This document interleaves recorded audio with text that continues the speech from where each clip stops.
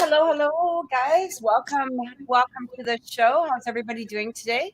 How are you doing, Brandon? I am doing really well. How are you, Kathy? I am doing really good, actually. I'm just making sure our banner's up. There we go. Yeah, I'm doing really good. Look what I'm sitting on. I got an early birthday gift from my daughter the other day. So I'm like totally in comfort, although I had a birthday. He's like that casual. Strapping in. It's like a gamer's chair. It's got to be like harnesses and like the whole VR thing. Right? Exactly. Yeah. So we do have an announcement, guys. Next week we will not be on. Brandon is going to be moving. Do you want to talk about that a little bit? Yeah. I am finally moving. If you guys have been with us for a while, you've heard the sort of chaos that's gone on around me, and finally moving and stepping into getting a place that, I heard something yesterday and it makes, it clicks. And this is my goal. I want to get a place that represents my heart. Instead of just scrounging for something. I got a lot of inspiration from Nami and Miguel. If y'all have been here for a while, you've seen the love that's gone into their place, and it's very inspiring to me. And so I know that that's kind of where my mind is as well. So I'm honestly kind of going through spirit, intuition, universe, and going to the right place. So you guys will be able to follow me on this journey. I think that's one of the coolest parts of my experience as a human, is that y'all get to see the sort of, there might be all this ageless wisdom within me, but there's also that naivete of being my own human. So you guys get to watch that process and see what it looks like when you do follow the intuition, the guidance, your natal chart, when you follow these weird things as other people, like to judge them. And yeah, it's pretty humbling. So I'm going to share that journey with y'all, and we'll see what's going on. We'll see where I end up. I'm still staying where I am in Texas, but just in a different land area and environment. So I'm pretty excited. I'm excited for you too. Thank you guys. Yeah, and so at least next week I'm gonna try to be on for the week after. Hopefully Brandon will be able to join, or we might have possibly somebody that we might be talking to, but maybe possibly another guest or something like that. We'll see. But for right now, Kay is asking, is Texas LGBTQ safe? It is. Well, so I'm in Austin, which is not Texas. Everybody says, no, you live in Austin, you don't live in Texas. Austin is very different than the rest of Texas. But I love Texas in general, period. It's a nice little, I don't want to give too much away just because it has a sacredness to it, but I do love it, and Austin is very much so. Friendly to all lifestyles, communities. They even did the Queer Eye show here in Austin. So take a look at that to kind of get a little bit of a taste of that perspective of things. It's really interesting. Mm-hmm. Yeah. I would love to go to Texas, quite honestly, one day just to visit. We'll visit my buddy, my buddy Brandon. So, come on down. I'm gonna get a big enough place for you to be able to come down. But that's kind of my goal. That's my goal is, over this work, over a decade and a half now of doing this work, one of the biggest things is that people just want to be able to come to me and visit, and I want them to come. And so my entire goal in all of this with working, building different, apps, sites, organizations, being in real estate. It's all centered towards creating a beautiful healing space that you can come to and literally just be. You don't got to be anything other than who you are, and that's it. No masks, no nothing. So someday, hopefully in the near future, y'all have an invite to come and stay at my resort, retreat, healing spa center. It'll be many things wrapped into one. So I'm very, very excited to bring that to y'all. I'm excited for you. I'm gonna, you know what? I'm gonna spontaneously ask you something. Sure. So I've seen you do, you know, kind of look aheads for people when we, you know, astrologically. So I'm gonna ask for one for my birthday today. Aha. Okay. Well, it's tomorrow, but you know that. But Well, if it is currently midnight or after 12 o'clock where you are, that means it is time to wish Kathy a happy birthday. But I would like to do that. I think that would be kind of fun. So you guys can listen to what could possibly be coming up for me. So you want it on your birthday, right? Sure. All right. So I'm just using my phone just because it's a lot easier. I know y'all can't really see that, but this is Kathy's chart. Information is X'd out there, and you can see all the planetary movements, etc. I have other software on my computer, but I like doing this because it's pretty quick. So as we can see, the moon right now is in Gemini. It will still be in Gemini for your birthday. But what's really interesting is that, you know, you do have a lot of planets in Pisces, and we do have major Pisces movement right now. We've got Neptune in there, has been hanging out for a while, and that is pretty much direct. It is conjunct. Let's see, your Chiron. You have Jupiter in there, and it is conjunct. It's right in between the moon, your moon, and your Mercury. Oh, actually, no, excuse me. It is past your moon, past your Mercury, but it's still conjunct here, moving towards your Venus. So you have a lot of Piscean activations right now with Jupiter moving over there. Obviously, the sun is a solar return. Now you've got Saturn conjunct your sun. And then there's like 2 other planets getting ready to move into Aquarius, but we're just going to focus here on Saturn, Jupiter, and Neptune.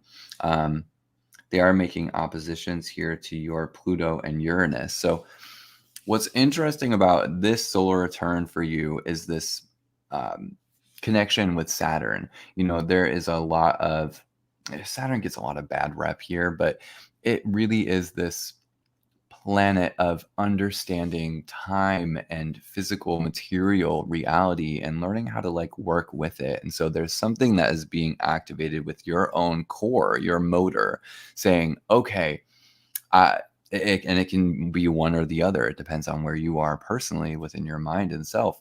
It can be a sense of restriction and not being able to act, or in the opposite, it could very much be this, okay, I know exactly what I'm manifesting, and now here we are. I have the ability to be able to start bringing this into fruition, into life. It's at 16 degrees Aquarius, so it's just now starting to make that conjunction. right. But what I really like about this is that it is connected with the moon over in Gemini. It is creating a trine. So what you'll notice is that tomorrow, and you might notice it a little bit today, you're going to have internal thoughts and sensations. There's a really direct route between the internal self-talk and the ability to manifest that's happening here. So again, so I better talk nice to myself.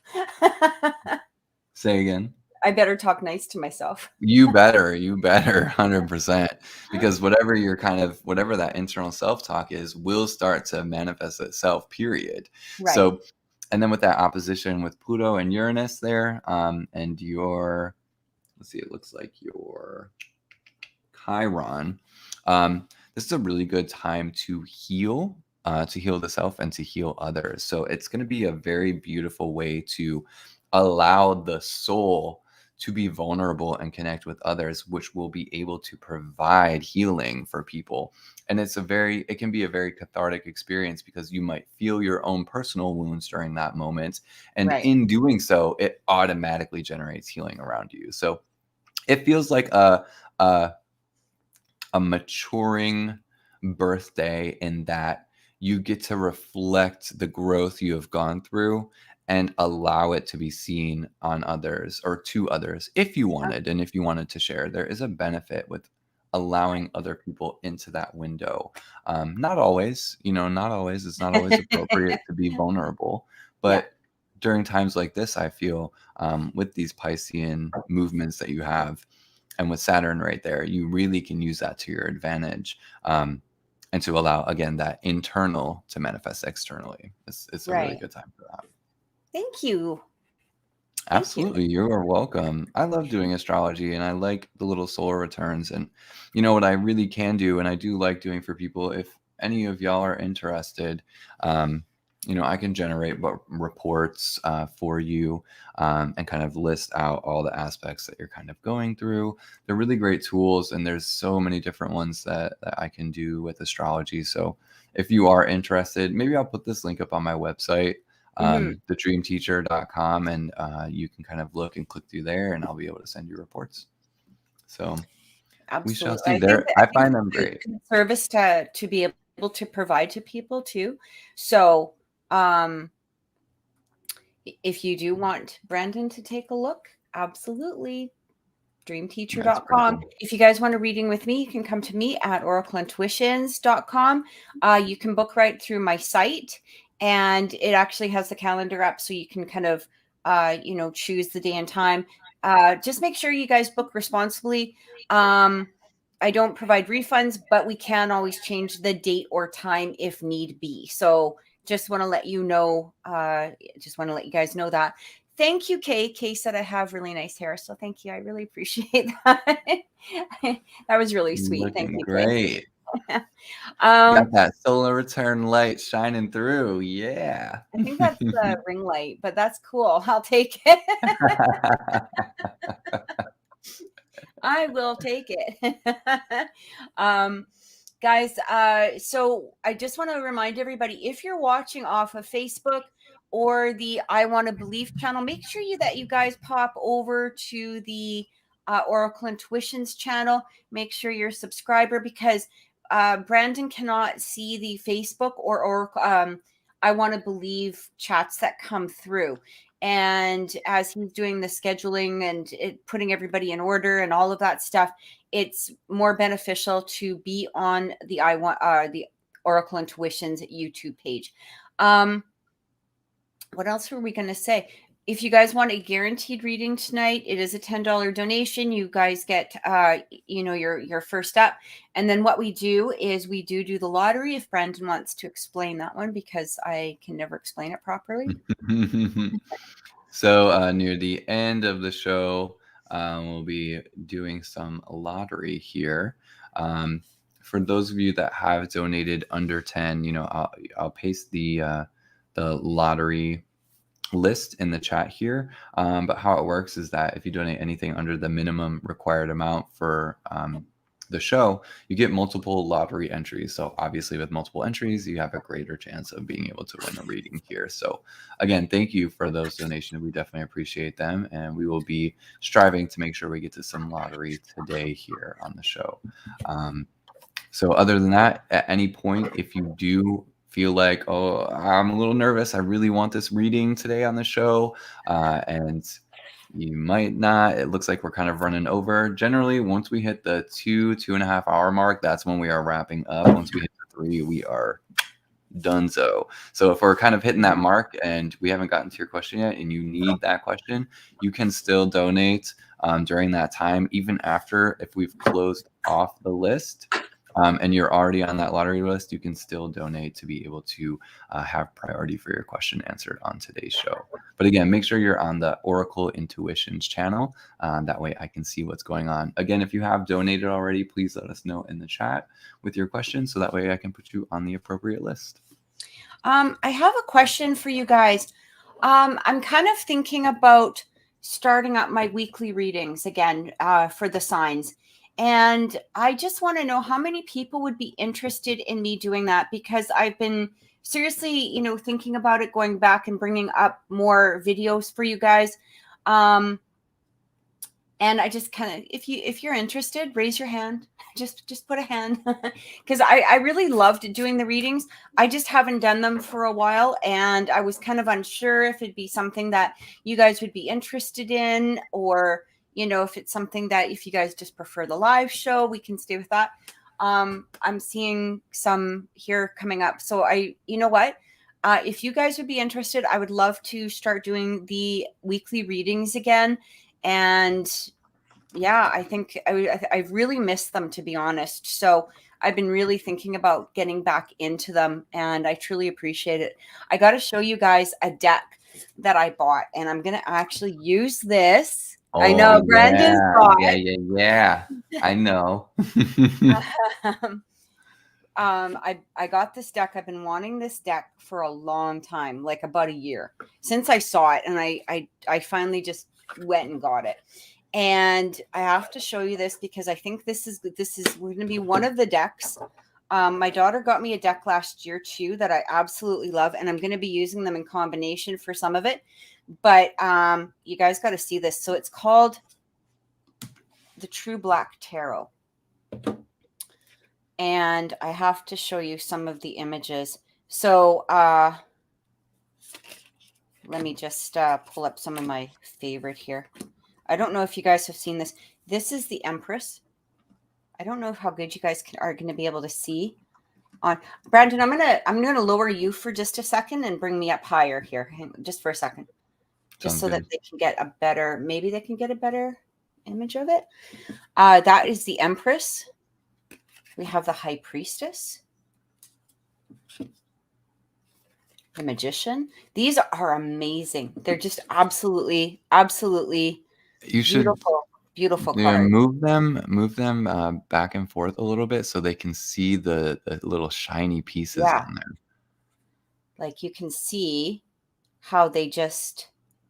I think you can see that, right? Yeah, you can see the light reflecting off it. That's so beautiful. I'm absolutely floored by these. This is the Hierophant. I don't know if you guys can kind of see it. It's probably a little bit bright, but this is the Lovers. Like, look at that. It's just unbelievable deck. So I'm going to be using these, I think, for the weekly readings, or at least, for some of them, probably not all of them. But when I got this deck, I literally have not even shuffled it. I have not. I'm just like, I've just been coveting it. It's just absolutely ridiculous. But it's time to shuffle it. It's time to use it. And I thought about it, and I was like, I really would like to do this for the weekly readings. I think I would like to use it for the first time for there. They almost are holograms, Namie. They're truly beautiful. If you guys get a chance, just look up True Black Tarot.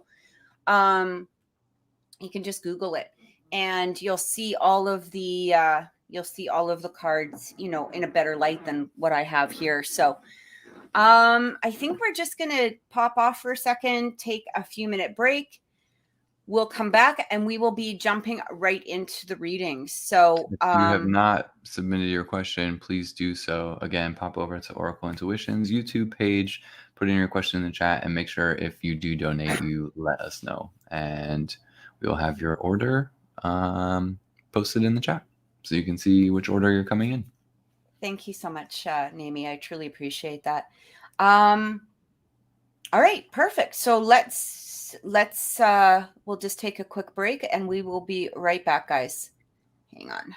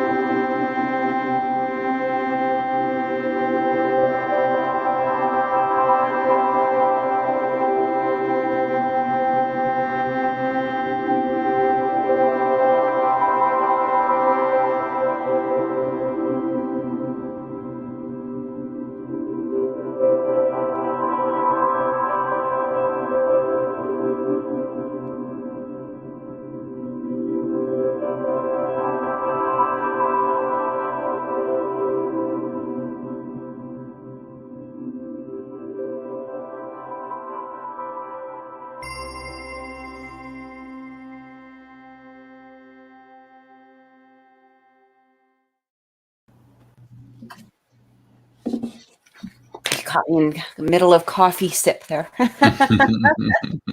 All right. So our donation list, we have Kay, Naomi, Miguel, and Alessandra to start.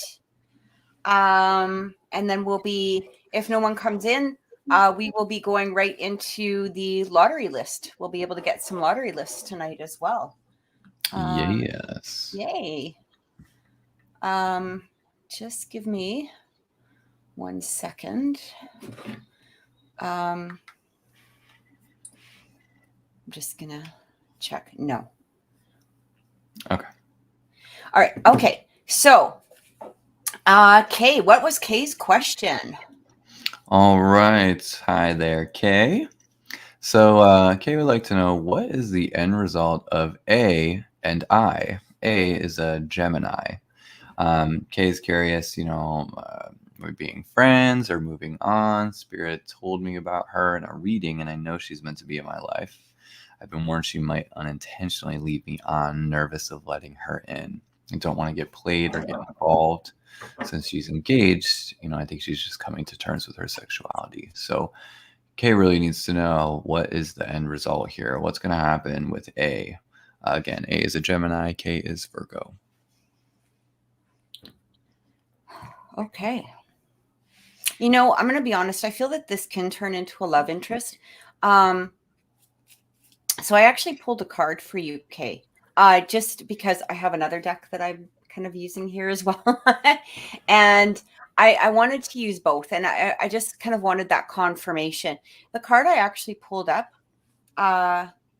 was woman. And what it talks about is you, the client that's, speaking or asking the question.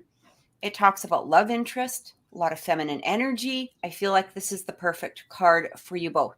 The caution here is that I do feel that with a, this needs to not jump into kind of a relationship, a friendship for sure first. And I do feel that bond growing between the both of you, like having this strong bond of a friendship. But what I'm really getting here is I feel that if it goes into something too quickly, it could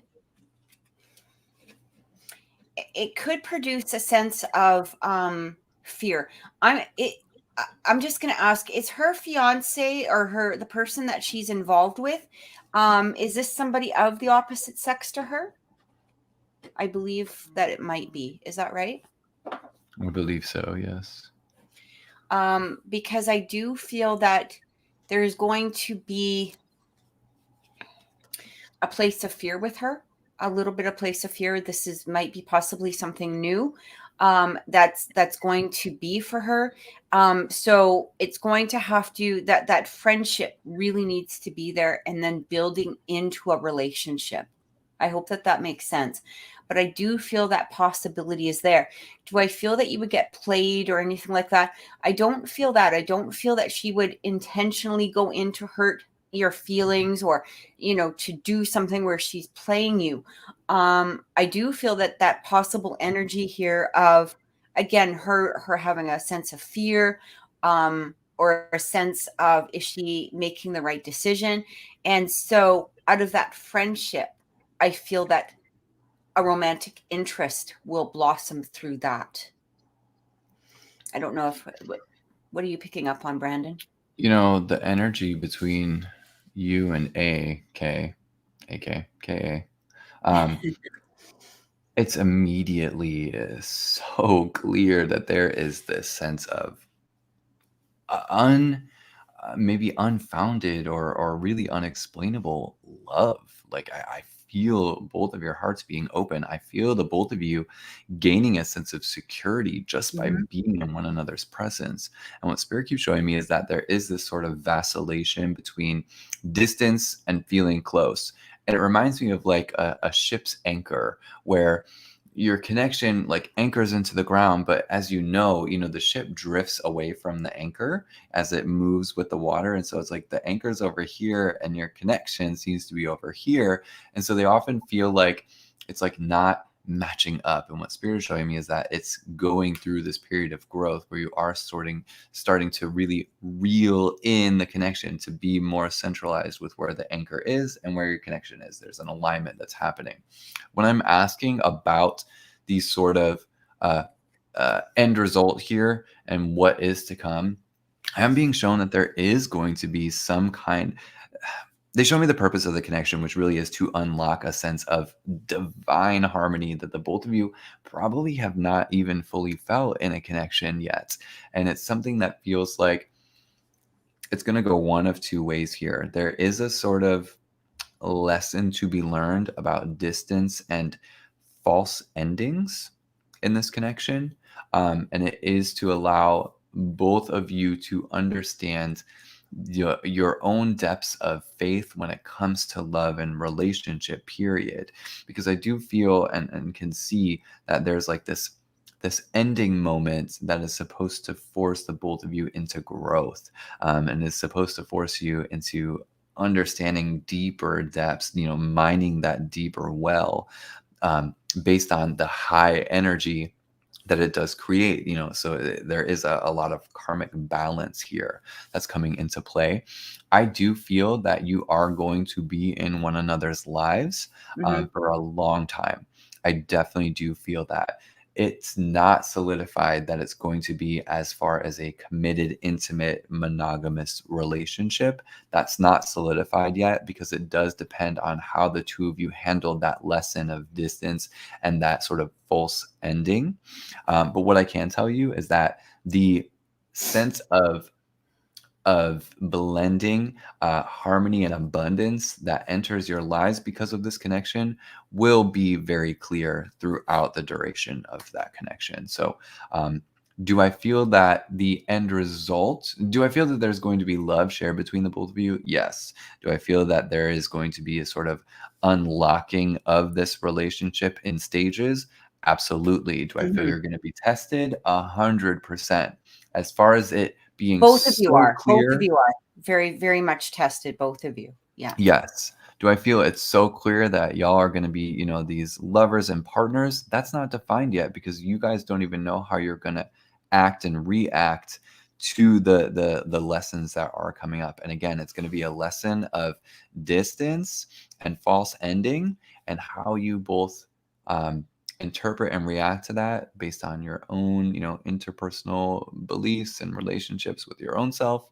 That has yet to be determined. So my best advice is, if you want to keep it as a relationship, be unconditionally accepting, unconditionally, but without being a doormat. Don't let somebody just walk all over you, but be accepting 100%.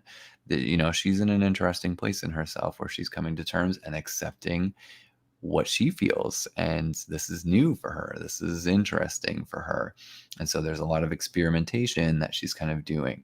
So just But at be the same very degree, that's firm. what I feel too, is like with that experimentation, and that, sorry, I didn't mean to interrupt you, Brenda, but I just feel like that could be where,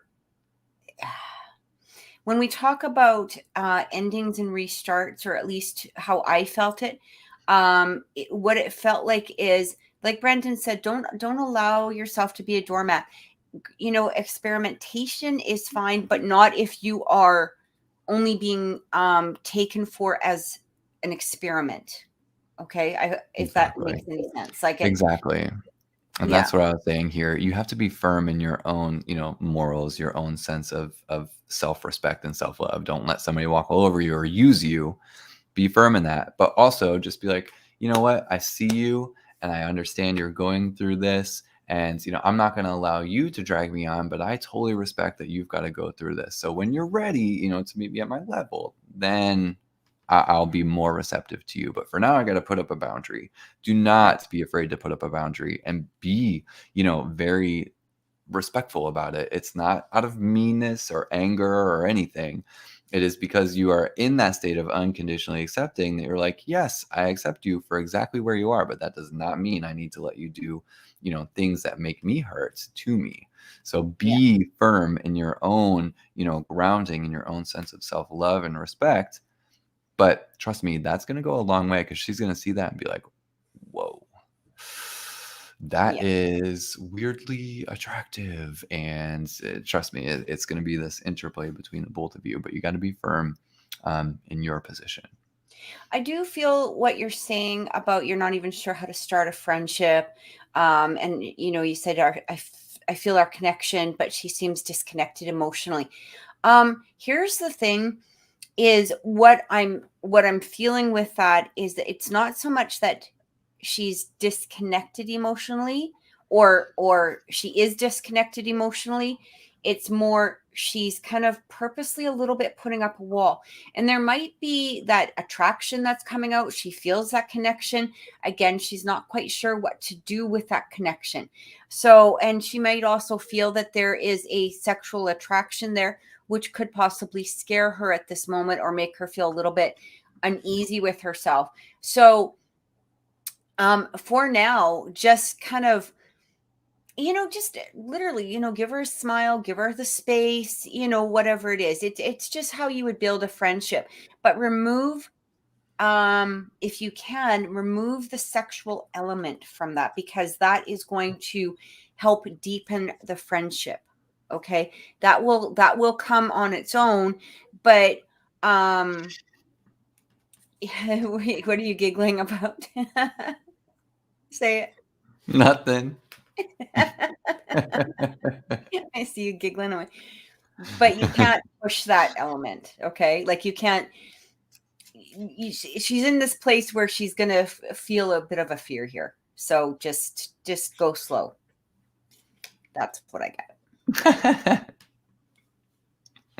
She's like, I got him. Okay. she gets it. She gets Okay. it. Yeah. All right.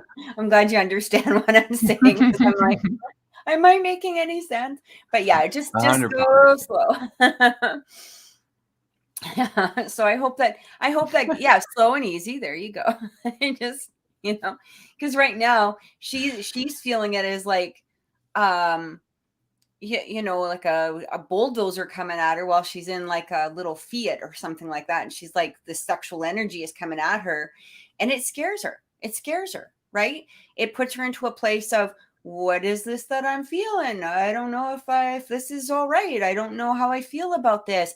So it's just, I want to interject here as we wrap up with Kay and move on to Namie.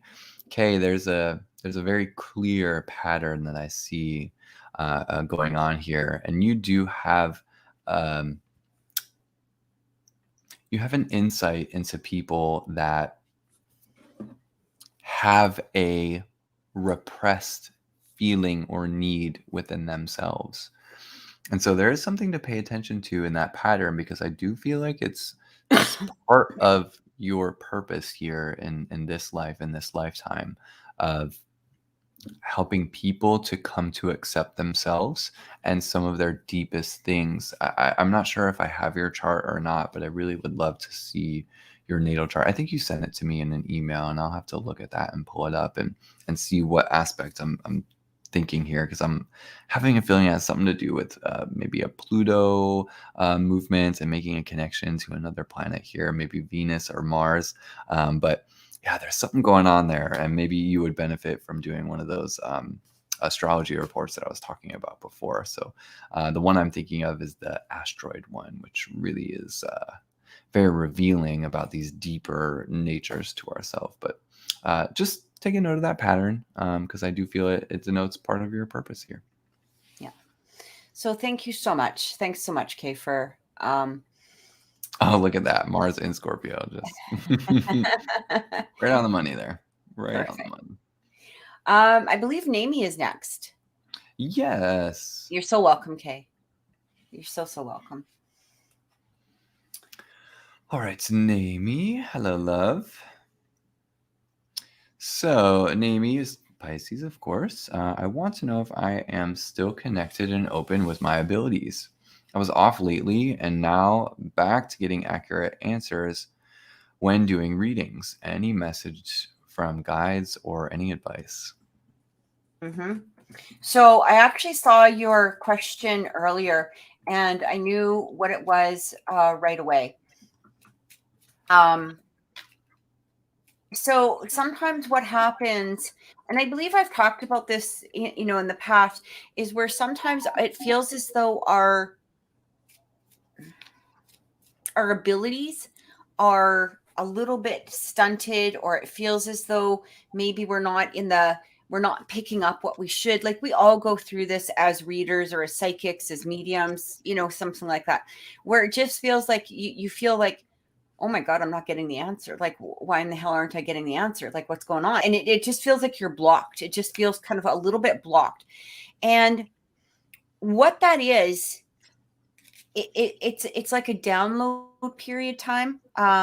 It's a place of stagnancy. It's a place where you need to be, and where spirit is asking you to just be a little bit stagnant in order for the downloads that you need. It usually means, to some degree, that you're upgrading a little bit. You're upgrading in your abilities in some way. You might even notice a little bit of a difference in your abilities. I went through this not long ago, and it was interesting because as soon as I went through it, I kind of recognized what it was. And, you might have to go through a few of those times to, start really recognizing what it is. Like, you might, but when you get to that place, you're kind of like, oh, okay, I know what this is. I'm just going to chill out. I'm just going to relax, and it'll all come back. And then when it does come back, it's usually upgraded a little bit. I feel like for some reason, I'm really getting here, Namie, that it was a release of fear, which is weird. I keep feeling like it's almost as though you were halted in order to release some sort of fear. And I feel like this could be possibly a fear in some of your abilities, or something that you're a little bit nervous about taking a step towards. And I'm not sure exactly what that is, but it almost feels like you were holding back, like you kind of went into yourself a little bit. Maybe there was an ability that was trying to come through, and you might have recognized it, and to some degree, not really shut it down, not really, but you were scared of going forward. And so what happens is that place of, being in a stagnant area, it allowed you to not focus in on that new ability, because that new ability will just start flowing. So sometimes for me, in the past, what has happened, I'll tell you something that happened. I'm not going to give too much information, because of client, privacy and stuff like that. But I did have a reading one time, where I kept hearing something about this lady's mom. And I asked, is she passed over? And she said no. But, she does have Alzheimer's. And I said, you know what? I'm just going to tell you what I feel. And I'm going to, you tell me if this resonates. And this lady, her mom had all kinds of, like, I kept hearing all of these messages. And what I felt was that even though her mom had Alzheimer's, that she was trying to get these messages across from her higher self. And everything I said was like very, but it was coming to me almost as though it was a medium reading, like a mediumship reading where somebody had passed over. But, even though she was alive, it was like her higher self was trying to give those thoughts, those feelings, and had a lot to say to her daughter. So it was almost as though I was a channel for that. That had never happened before, but it came after a period of where I went through a few days of like, I'm not picking up anything. Like, it's, it's kind of quiet in my head, which is nice, for a change. But it was a very, and then all of a sudden when I had to do this reading, it just started flowing and flowing and flowing and flowing. And yeah, so I'm just reading here. So I may be a clairaudience soon. I'm getting ready and I want to, but I feel afraid it will spook me. Like, I don't know if I will hear it in my head or as a whisper in my ear. So it could come through as both. All right. I hear things both ways. I've heard very clear, clairaudient, especially on like cases when I've done, paranormal investigations or something. I'll be hearing something and I can hear, it's like it's standing right beside me and I will hear it. And there has been other investigators or another, let's say, psychic or medium that has been on there, and they're hearing exactly what I hear, but maybe nobody else in the room will hear it.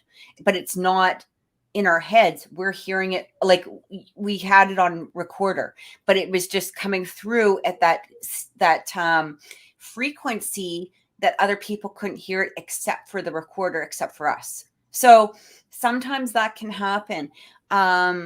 Whisper and feeling air in my ear would freak me out, only because as a kid I'd seen spirits and were traumatized. Hey, I get that. I 100% get that. Here's the thing, allow it to happen naturally and it will. But try to remove the fear from it, because it will just happen in a way. And here's the other thing too, is you can ask your guides specifically for something. A lot of people tend to forget that our guides are there for a reason. So I used to see things with my eyes, like spirits with my eyes. And I mean, there was a point where I thought I was freaking nuts. Like I remember we were in the store one day and I walked by somebody and I said, "Excuse me," because I banged into them. And my daughter's like, "Who in the hell are you talking to?" So, but to me, they were clear as day, right? Nobody else sees them. To me, they were clear. And I couldn't deal with that anymore, because it was crazy, like for me, it was like, okay, I'm going to stand in a room talking to myself and I'm going to look like I'm nuts, So I asked my guides, can you just put them in my head? So if they need to come through, they're in my head. I can see and interact with them just as clear as if I was seeing them with my eyes.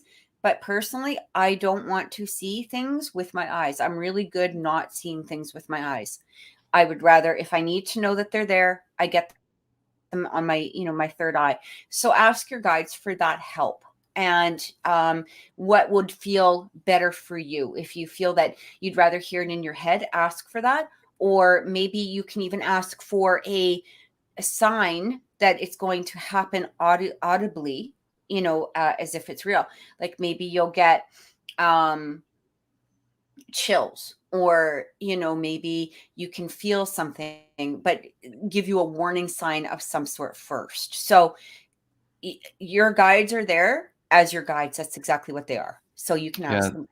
This is a great reminder for those of you who do have abilities or are trying to refine and gain your own psychic abilities, intuitive abilities, that this is a co-creative process. Yes, there may be certain things that are thrust upon us, like forced to see these spirits when you're younger, or even, at any time in your life. But it really is a co-creative thing. You can set boundaries in the same way that you would for a person who you don't want to, use or abuse you in some way. And you stop that buck and say, okay, putting a line here, creating a boundary. You can only enter if, you have this, and that, or respect this or that. It's the same way, in working with your own psychic faculties. Set that definition, allow it to be a creative relationship. It doesn't have to be something that you are a victim to or just happens to you. You really can allow yourself to interact with it and shape it how you want to be able to see it or not see it, or feel it, sense it, know it, etc. Nimi, when I'm connected here with your energy, right away, it's just very clear that you do have this sort of blended essence with this realm. Spirit does show me that it's quite anchored into you, your intuition, and literally they show me messages from the unknown, and it does feel like when I connect with that space and you being in that space, it very much is like you just your energy, yourself kind of dissipates in these particles, and you become one with whatever you're focused on or connected with. So you really do embody that. But just as Kathy was saying, it did feel like there was some kind of fear attached to this, because I am feeling a sense of restriction, and it feels like it is coming from an ego. It feels like a place of protection. So you did mention here about jumping into a life or past life. I think that's what you're referencing here. I do feel like there is an association to heal in that memory and to go through some kind of past life regression to be able to do that. But I don't think it's going to really block or restrict you in any way, because I do feel like you are receiving this information. Spirit's like, okay, well, she doesn't need to know this because she's already adopting it, as Kathy was speaking of it. So that's great. That's great that you're hearing, listening, and receiving and able to integrate that. What Spirit is reminding me, though, is for you to remember that the seat, this place that you sit and where you come from in giving your readings, has and will always be this foundation of the heart. It is because of your deeply ingrained sense of compassion, not that's growing for yourself, but mostly that you have had for other people, is really what allows this ability. It allows the information to come through. You quite literally are putting yourself in that person's shoes as if you are them. And that's like one of the most important things to remember, is that it comes from the heart. It's not a process of mental faculty, even though you use parts of the brain to be able to assimilate it, but it's just a little bit of it's like a smoke and mirror that is coming through the brain and the mind, because all of it stems right from heart and heart center, and is within that space that you will always be able to have that ability. It's that deep sense of empathy, that compassion, that generates the psychic movement here. So whenever in doubt and whenever you're feeling a block, just drop into heart. Imagine as if you're literally, your eyes go right through the chest and you're literally seeing the world through the heart. If you ever feel blocked, hold that space and you'll see that it pretty much, the block fades away, because you're getting back to the source, the foundation of it, the seat, if you will, of that psychic space. Oh, thank you so much, Naomi. Love you too. You guys are guys. We're so glad to be able to help and give some guidance. I really feel like your abilities, this is just the start of your abilities, you know? Yes. And there's so much more, so much more. I actually, going into Miguel, because I know that Miguel was, looking just for a general reading. Going into Miguel's energy also, for some reason, I almost feel like, and I've said this, including a Sandra and maybe even Jenny, it just feels like you guys are all really connected here.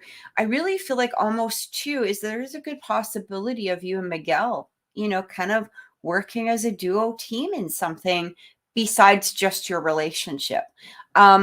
Speaking of Miguel, so I have to ask you a question, Miguel. This is not, I feel like there's two parts kind of to what you were asking, but I do have a question for you. Are you still currently working? Like, are you at that massage place? Are you still doing massage work? And I think I just need the answer for that first, and then I can kind of go into the rest of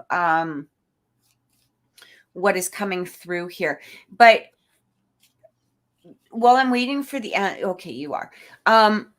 So what I was hearing when asking your guides, what is it that they want you to know? Interesting enough, it was.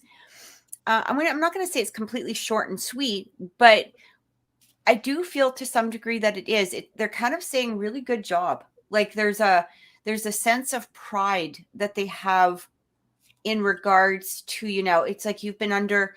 I keep hearing there's been a lot of stress thrown at you. In the last few months. And first of all, they're really proud of how, and I feel like this is, going, not just your guides, it feels as though, and we had brought this up last week, it has to do with ancestral as well. It feels like you're very much surrounded by ancestors, your guides, but they want you to know they're very proud of you. And I feel like that's an ancestral energy there. But I keep hearing that they're very proud of you because of the fact that there has been so much thrown at you. There's been so much that you've had to quickly, to some degree, really deal with, and kind of dealing with it here on the fly.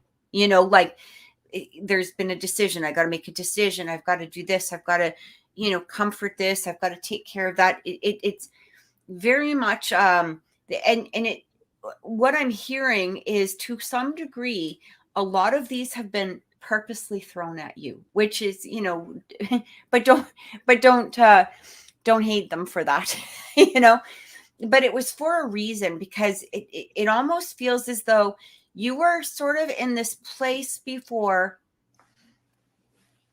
that, I don't know exactly how to say it, kind of a place of comfort within yourself. And they needed to really bring stuff out of you. It's kind of like you were doing the patterns before, just sort of being in this place of, I've got to do this, I got to, whatever. But, it was more like, I go to work, I come home, blah, blah, blah, this is it, that kind of energy. Right. And it feels like things were thrown at you for a reason.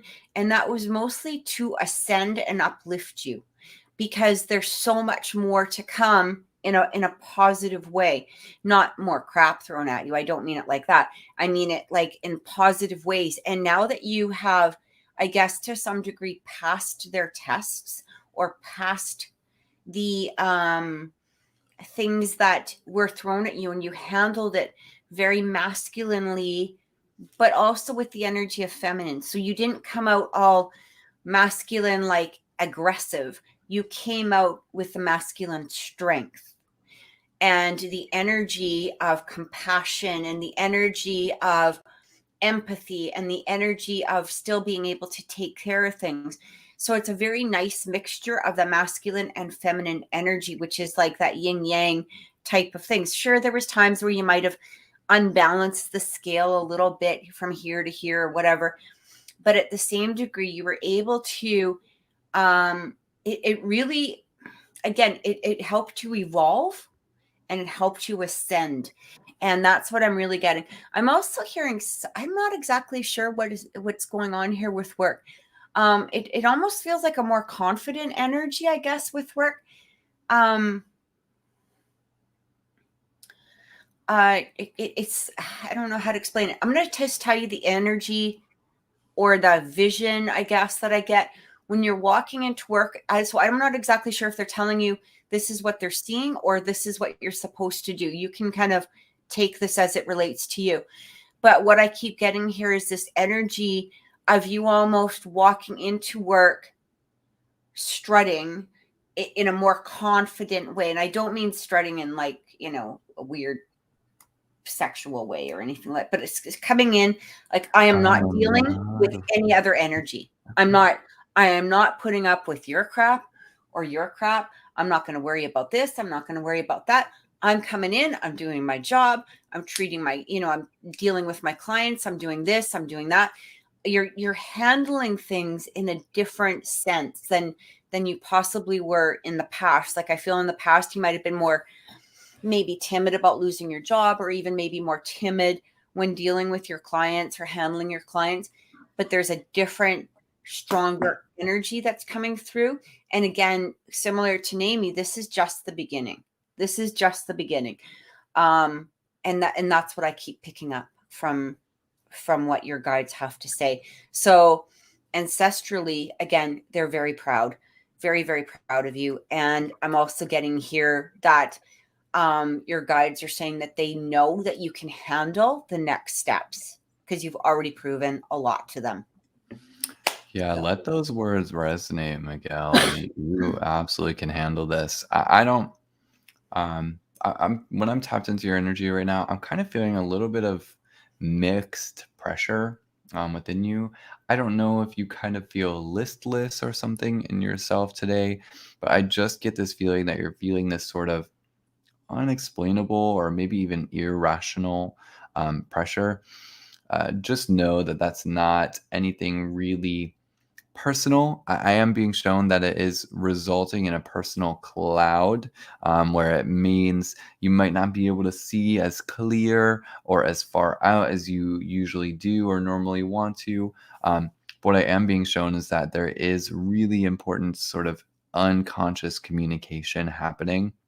So just as Kathy was kind of, saying, to really trust really in yourself and that things are moving forward, even if you can't fully see or understand clearly why or how this is all happening. It really is important to kind of have that sense of internal personal trust, either with yourself and the relationship with yourself, or with your God, spirit, source, universe, etc. What I am being shown too is that all of these sort of draining energies, these moments where things feel like you are in that listless place, or you do feel clouded, you can't see clearly, you're entering into a space of unknown. All you have to do is get back to your home, your foundation, your core. And it's always going to keep you in that right space. It's always going to get you back into your sort of galactic alignment. And it is because of what you have generated there. It's because of how you were led to create this space. Sorry, I don't know what I did here. Sorry. Hello. Hi. It is because of all of those things that you have invested into. Your internal world is directly reflecting this external and what is being created. So really what spirit keeps showing me is to focus on that direct relationship with the internal and external. We see it a lot in hermetic principles, the as above, so below, as within, so without, the microcosm and the macrocosm. Think about this for a second. Spirit just wants you to think of this in a big scale.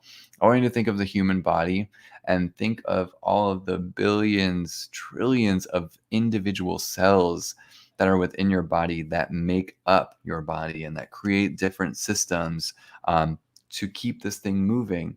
And now think of the earth as a body and all of the billions and trillions of individuals that are moving around on the planet. And they have their, we all have their own little systems, their own little spaces. The earth is like a living, breathing thing, just as much as your body is. And start thinking in terms like this. What it's going to do is it's going to allow the mind and consciousness to kind of expand and contract. And it is through that movement that allows not just movement forward from any sort of stagnation or confusion, but it allows this deep relationship between the self and the outside world and this inner world. It's this beautiful tenfold thing that happens. The other thing, the last thing I keep being shown is to not worry about friends. And if there's friction with friendships or anything of that nature, I feel like this came up also last time as well. But they're showing me that that's all mitigated. That's all going to be everything is coming to light is what they keep showing me. So there's nothing for you to do or pressure for you to take on because of them or in a result of them. So don't worry about that. There's nothing to worry about there. Spirit is just saying it's all coming to light and everything is clear, and everybody knows where your loyalty is. They know that you're a loyal person. So that was the last thing that they threw in there. Awesome. I hope that helped. Stephanie, we did get the donation. Thank you so much. I did put your name. I do have your name up on the list. So there we go. Perfect. I'm glad that made sense to you, Miguel. I really feel, like I said, I just feel this sense of pride, this massive sense of pride coming from your ancestors. I think that you've just done so good, just so good. And yeah, Sandra's next. What did Sandra like to know? All right, thank you, Miguel. So Sandra, Virgo, Sandra just wants a general reading today. Oh, okay.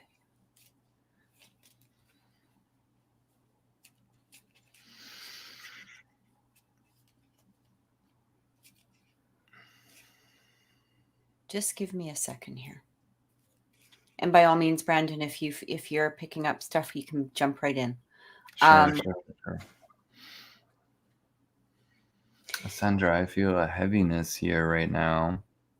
It's really interesting because the way I'm looking and seeing your energy is like I'm seeing your line of sight, and I feel like you have a peripheral of what's in front of you, but Spirit is showing me that the eyes are kind of at a downward slant, and they're kind of showing me this as a sort of general state.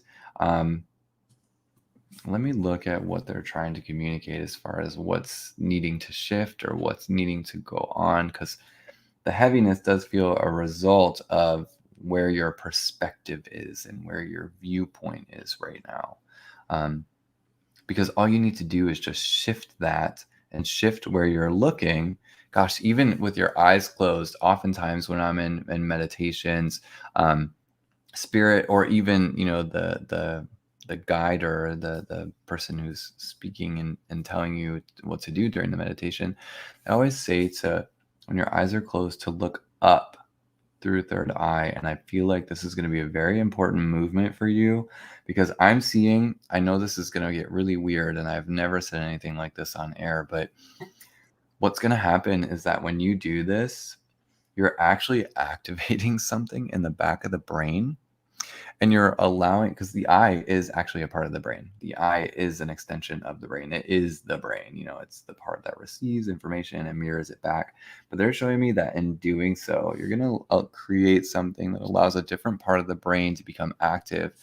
And they're showing me that it has something to do with like a core memory that needs to be present within the vision. It's the sense of upliftment that happens through doing so. I would really do some internal meditations right now to allow yourself to shift from the perspective. Now, you don't necessarily have to or need to, but it's the moment that you want to, if you do want that vision to kind of be up a little bit more, if you want to have a more clear focus of what's going on in front of you, to allow that shift to happen. That's what's going to really activate it.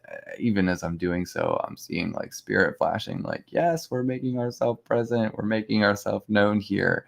And it's like they want to come in and interact, but you have to look up. You know, it's like when you're driving in a car and you're only looking at the two lanes in front of you, and you don't look at the signs on the roadway, or you never know when you're going to get to your destination if you're not looking up, if that makes sense.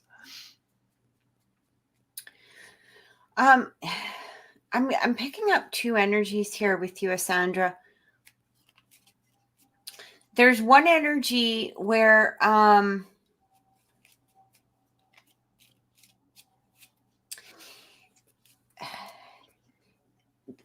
there's an energy that's trying to come through here. It's interesting because when I'm tapping into your energy, there's an energy of happiness and contentment that's trying to break through. But at the same degree, it's very similar to what I think, to some degree, what Brandon was saying, or the way I'm perceiving it, because I kept hearing things as he was talking. But it almost feels as though there's this energy of happiness and contentment that wants to come through. But your core self is sort of not the core. It's like your subconscious is trying to prevent it. And I do feel that Brandon's very correct in saying that there's some things that maybe possibly you may have to clear through, meditation, clear through whatever it is. But it just feels as though, it's like these sayings are the saying, the past is the past. You have to let it be. It's not belonging in your current energy. It's not supposed to be there. It's not supposed to be breaking through, because in reality, you've got this great family, loving husband, fantastic sister, brother, like all of these really good things. But it's almost as though there's an energy here that's trying to cloud it, I guess, to some degree, is what I keep getting. And you just said, I feel like a roller coaster. That's kind of how I feel within your head. It's like, but I feel this happiness and contentment that's trying, don't fantasticalize me, trying to break through. It's trying to bring about this energy of this contentment, and being in this place of recognizing your happiness, and being in that place of just nurturing, that current energy. But I'm going to ask you a weird question. Do you feel that when you start to get happy, that it could be possibly your mother that is somehow bringing this energy to a downslide? Like, does this have something to do with the, the mother or the father energy? Because it feels as almost as though when you were a kid, you might have been in a place of when you felt happy that somewhere someone squashed that. Kathy, you're hitting something incredibly important. And I feel that that is an internal voice that maybe Sandra doesn't even know is in the back of the mind there. You're hitting something very important because I am also being shown a need for excavation and to dig up something that is like sort of deadened or stuck in the back of the mind here. I think you're hitting something very important. I'll be right back. Yeah, of course. And that's exactly how I feel. I don't know if that makes sense to you in some way, but it does feel as though it's like when you were in a happy place or you felt like you were gaining ground in some way.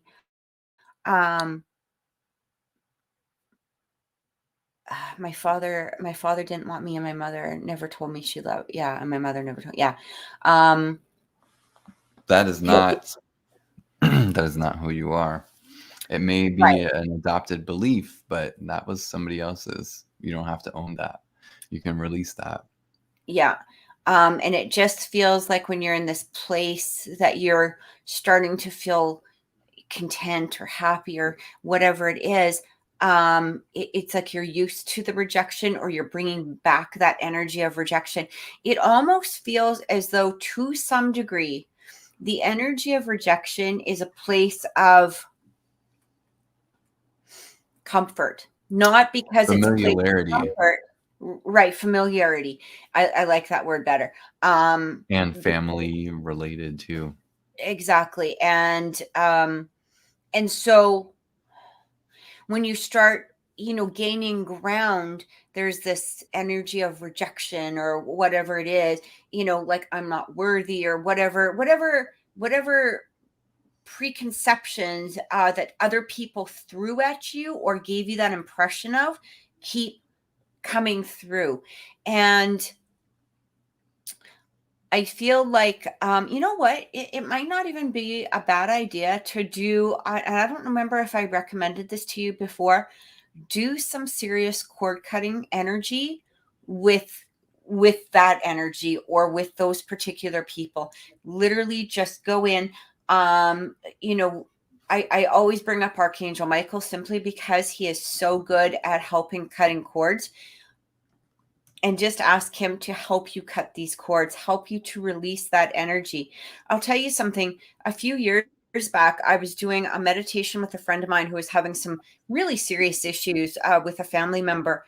And we were basically cutting the cords, to this energy. It doesn't mean that they're gone from your life. It means that you're just cutting off that negative energy.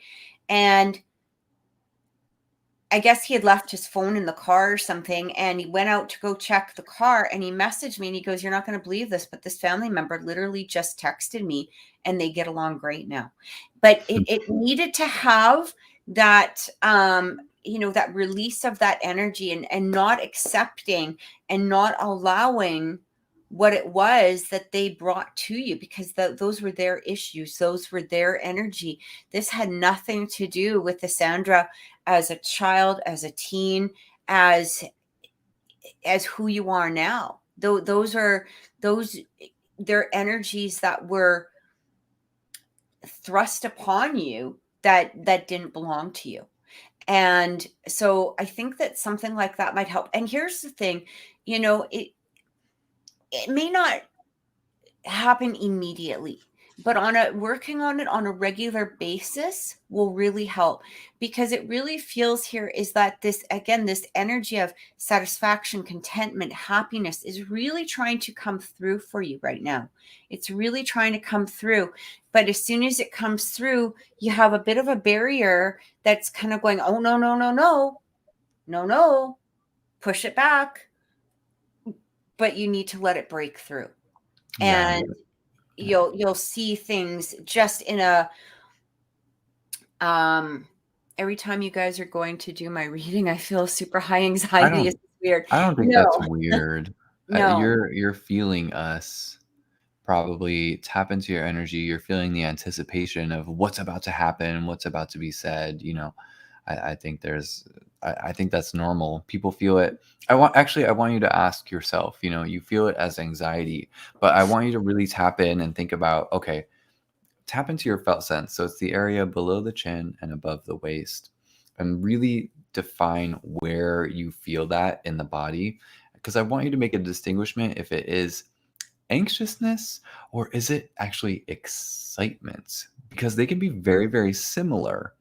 And I want you to really start tapping into the sensations that you feel in your body, because that right there is just giving me all the indicators that your sort of subconscious and even your psychic perceptions and your emotions are very connected physically to you, and to physical sensations in your body.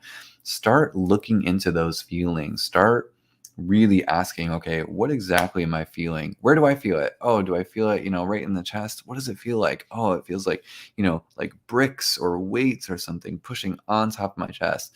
And really start defining what these things feel like, because as you tune into that, you can start to know the moments in your past that you have felt it. I want to guide you into exploring a soul retrieval, perhaps getting some books or finding somebody in your area who can do a soul retrieval, or just doing your own research somewhere online.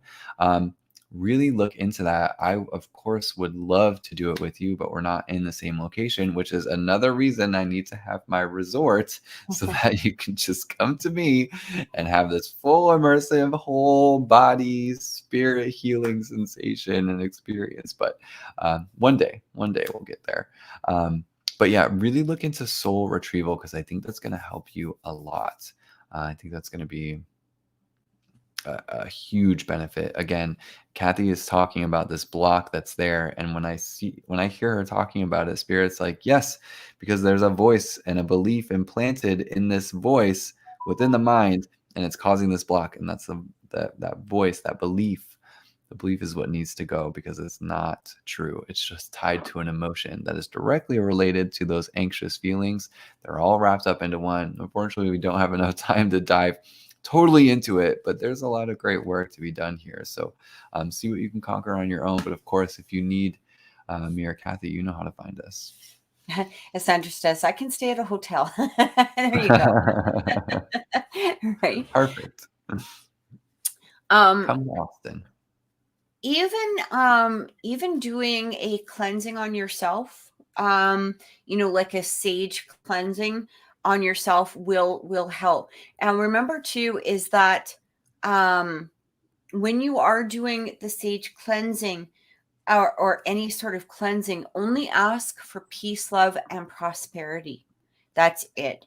Those are the 3 words that you only need. A lot of people will do cleansings and they'll be like, we're getting rid of negative this and negative that. But when we're doing a cleansing, our words are very, very powerful.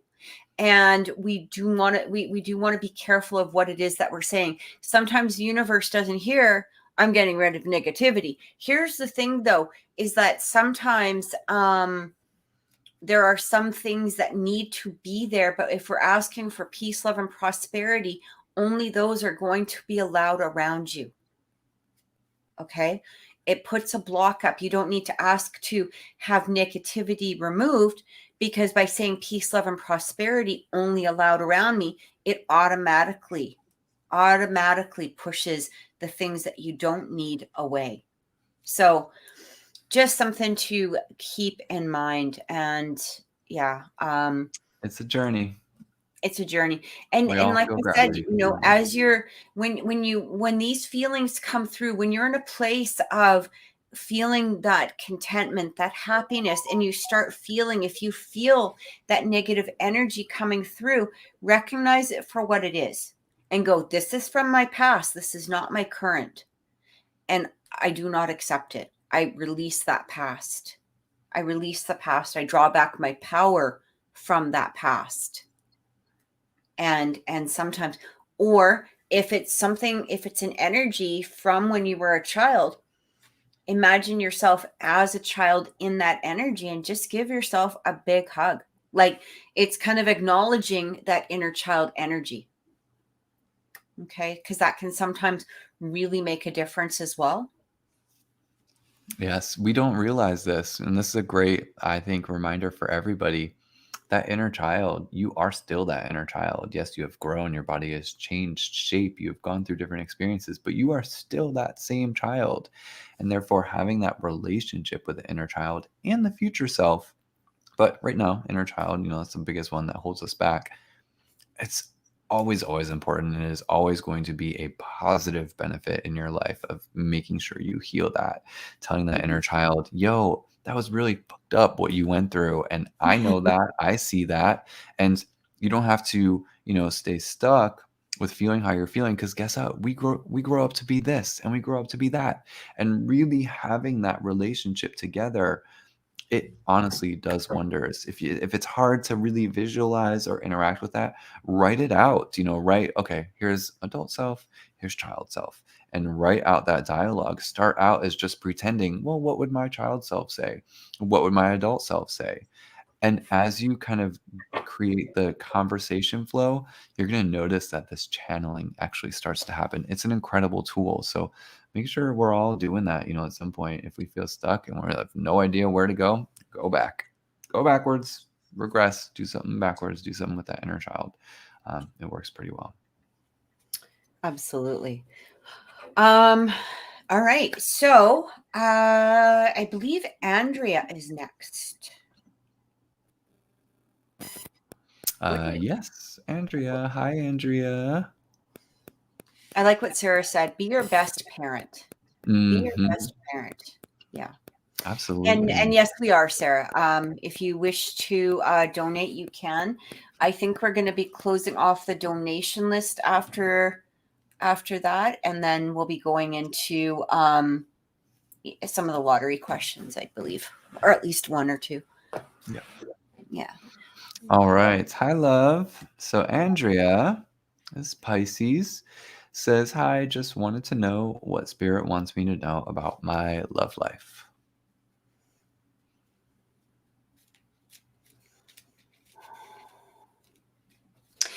Andrea, do you have like more of a specific question in regards to that?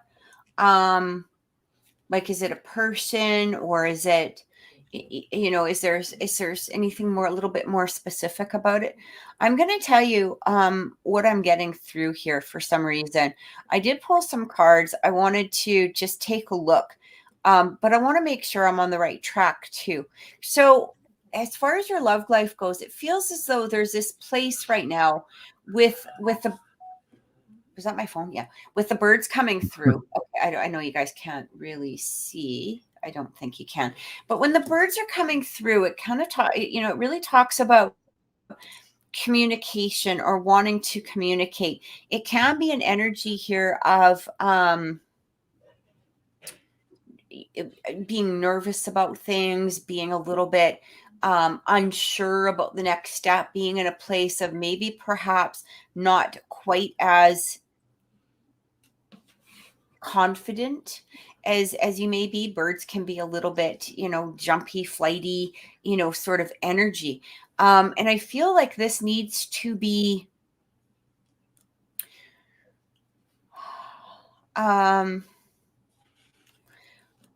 worked on in some way. It needs to be, I feel like it needs to be addressed, and I feel like it needs to be released. So I don't know if this is in regards to a particular person, but what I'm getting behind here is it's really talking about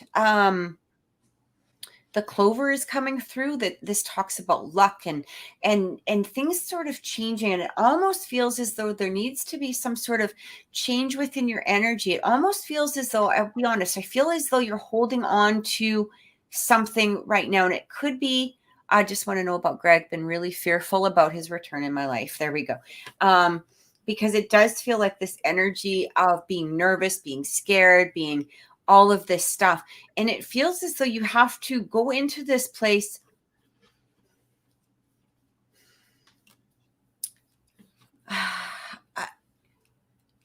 has he returned, or is he still on the edge here? I'm not sure. It feels as though there's an energy of trying to return. I keep hearing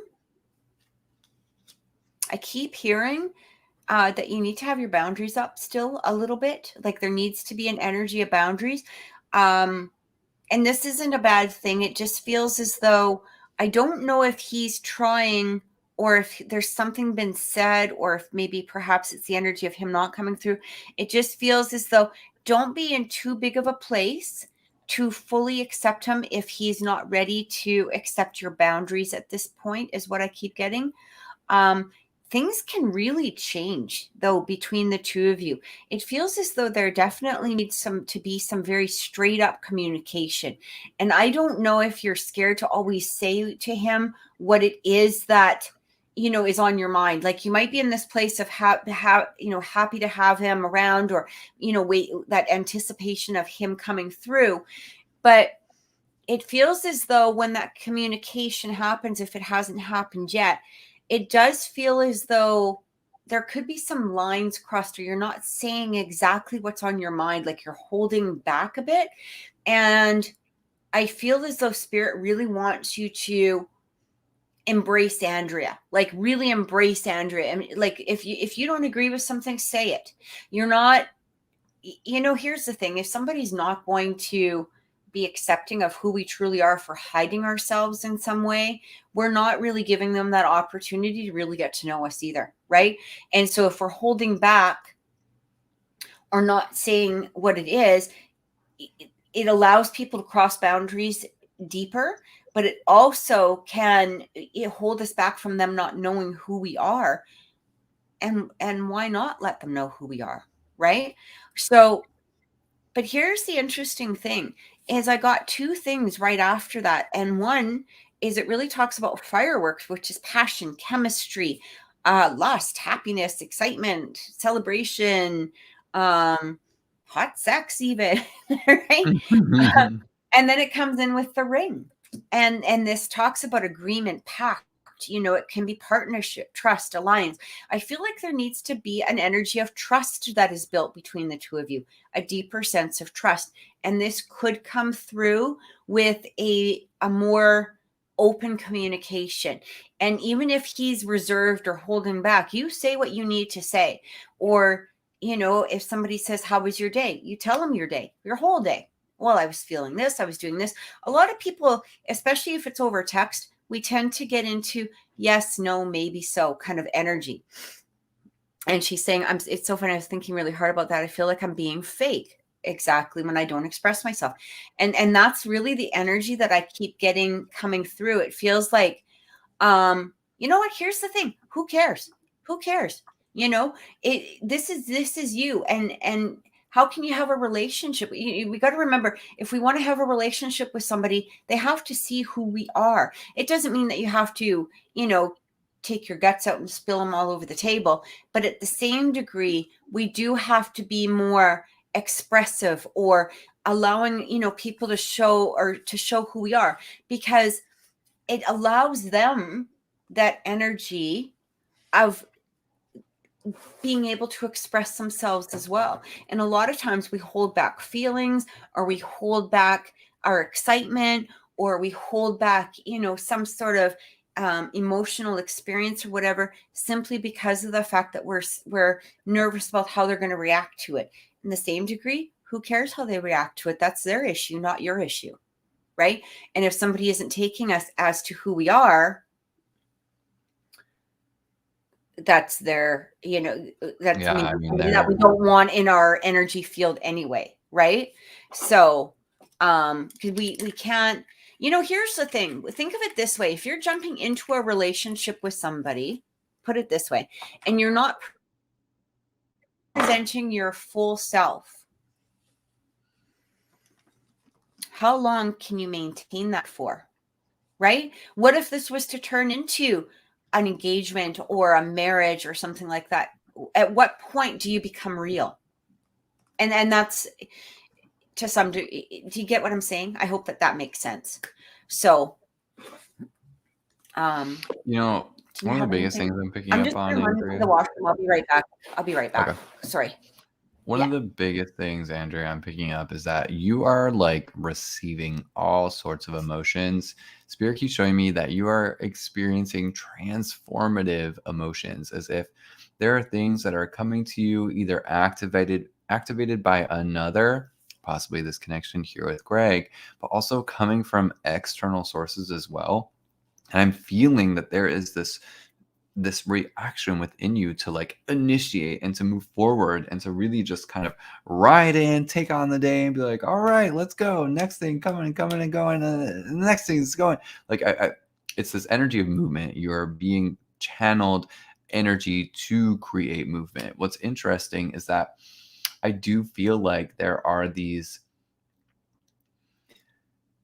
growth moments happening to you where you are getting more and more distant from the sort of internal fearful self-talk. And that's where Kathy was kind of coming in as far as this communication being really important, because this other voice I can feel is kind of getting a little bit of distance the more that you are honoring and allowing and accepting, this internal love, because Greg is getting closer. But it's like that voice, as he gets closer, can sort of fade in, and then you allow and go back to your like, okay, I know my core, I know my self-love, and then the voice gets further. And then there might be questions of doubt because of something he did, and that voice comes back in again. So I do see this sort of vacillation, of this internal self-talk. What Spirit keeps showing me, this might be silly, and I really hope that you've had this experience, because they keep showing me, why hasn't she shown up to the spirit playground? They keep showing me that it's really important for you to be present in. They just keep indicating that you have this little realm that you like go to.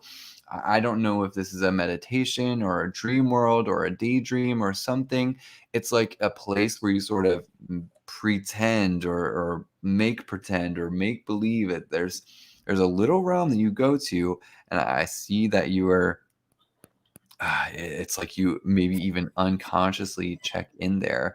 But that's what they keep indicating, is for you to come back into this space. And what they're denoting, what they're, the whole point and why they're showing this is that when you get into that realm, you lose all sense of time, and you lose all sense of a sense of responsibility for everybody's actions. It's as if you want to take them on in yourself. I think that's similar to what Kathy was saying. How they act and react, that is always on them. That is always on them. You are only responsible for you and what you do and say and project or express to other people. How they react, whatever they feel in light of that, that is a reflection of them and where they are in themselves. But it's super important for you. Okay. So it's been cold, so you haven't been able to go there. So perhaps you can kind of create like a little mental space and, kind of get into a really relaxed zone and imagine that you are sitting at that park. And honestly, oh my gosh, as soon as I'm saying this, I am feeling the crown chakra really, really activating right now. I do feel a little bit of block and pressure on one side. So that means I know this is really silly, but trust me, you have to trust me on this. If you're going to lie down and go into this realm, I would lie down on this right side. Something about putting the head down to the right feels really, really important for some reason. Just trust me and report back to me why that's important. It just feels like it's going to do something and allow an activation to happen. There's a lot of different connections between the mind and body and our aura and our consciousness and where it can travel. So again, please report back when that happens. But go within the mind, and honestly, it really is even more of a soul exercise when you can visit somewhere in your mind and allow the mind to kind of create the space and influence it in a way where it's very much represents how you feel in that moment. This feels like the most important part, because it's deepening that self relationship. It's allowing, remember that voice I was talking about that gets further and closer and further and closer. It allows that voice to not have validity, where your actions are not going to be fueled by its questions it creates in your mind. And there's that general sense of acceptance, allowing these emotions that are channeling into you and coming to you and being reactive to what's going on with you and Greg to create the movement that is needed, because it is trying to get you to activate. It is trying to get you to make movements and jump forward. And when you listen to the fear, what's going to happen? Well, you're probably going to create a situation where fear comes up. The only thing that life wants to do is affirm what's happening within your own belief system. It will always do that. So you choose what you want to believe, you choose what you want to create, and now go into that little spirit realm, go play, visit your little park, play in that little spiritual park is what they keep telling me. And then watch how that acceptance of you just being there allows the acceptance of these emotions that are coming through and allows acceptance of the energy and creates initiation without you even thinking about it. And all of a sudden you're like, holy hell, how did we get here and have such a great time and do all this and understand each other and have this weird communication all based on what I felt and saw myself. Even bring Greg into that park with you in your minds and imagine kind of playing and interacting in that way. It's going to be a big shift for you, honestly. And I'm not feeling anything like to be really fearful of right now in between you and Greg. It just feels like that little voice of doubt fades in and out, and you gotta wrangle that in right now. The other thing is, I think Greg's a Pisces as well. Is he? Is he not? I think so. Yeah. The other thing is too, is remember that the more authentic you are with yourself, because of the Pisces energy and that empathic abilities that you both have, when you're starting to be, more real with yourself, more real. I don't, when I'm saying this, Andrea, you know how I'm coming off with this. Like, I'm not trying to, box you in or saying that you're not being authentic, but it was like that energy of just, expressing yourself, all of that coming through. When that's coming through, because of that empathic ability that you both have with each other and that bond and that connection and those ties with each other, as soon as you open, he opens. Like, you know what I mean? He may not be able to verbally express himself, but it will start coming. You'll start seeing it. He'll feel more open and able to do so. You will feel that. So I hope that helped. Gave you some sense of clarity. I believe Jen is next. So I just update the list every time, guys. I just want to let you know. And you're so welcome, Andrea. You're so very welcome. Hi, Jen. So we've got Jen A, and then we've got our Jenny. So Jen is up first here. Okay. And what would so Jen Jen is Sagittarius. Says no updates, but like you said, Brendan, I'm feeling that detachment from the Christian situation currently. If there's anything coming through overall, I would just love to hear.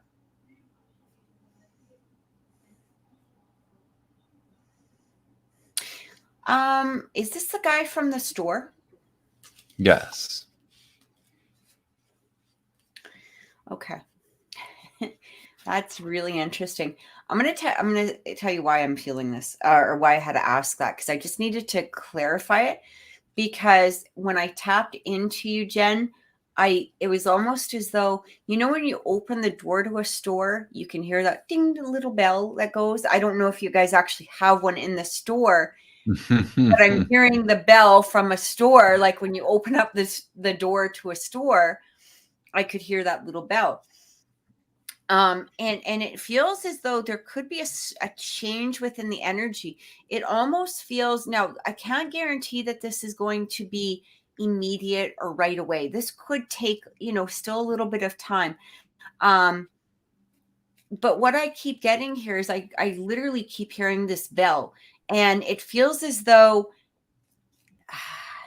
there could be a change within this energy. You both feel lighter in your energies. So I don't know if situation might be on the verge of starting to clear up. And what I mean by situation is where he had a lot of, it felt like before he had a lot of stress on him, or he was very busy, or he's trying to clear something up, or he was trying to figure something out. It felt as though he had to some degree detach, not just from you, but, from things around, like he had to be more focused on whatever it was that was going on within his life. Or that he was trying to build or heal or do something along that line. But now I'm getting this energy here where the both of you are, it feels lighter. It feels lighter. And and this could also be part of perhaps the energy of you also detaching. So detaching from the outcome of this, it almost feels like you're starting to release some of that outcome. And that's a good place to be, because I do feel like there could be just a surprise visit coming in here. Again, it may not be immediately, it may not be right away. It could, but it just feels like it feels current to me. Okay, so this is how it's being presented to me, as current, which doesn't mean that it needs to be current in 3D realm. Okay, it's being shown to me as current, but again, that could be, day, week, couple weeks, something along that line. But what I get here is almost like him coming into the store or coming in to see you. And it feels very specific. Like it feels as though I'm now in a place where I can open up. I can now be in a place where I can start to build something with this lady, is the energy that's coming through here.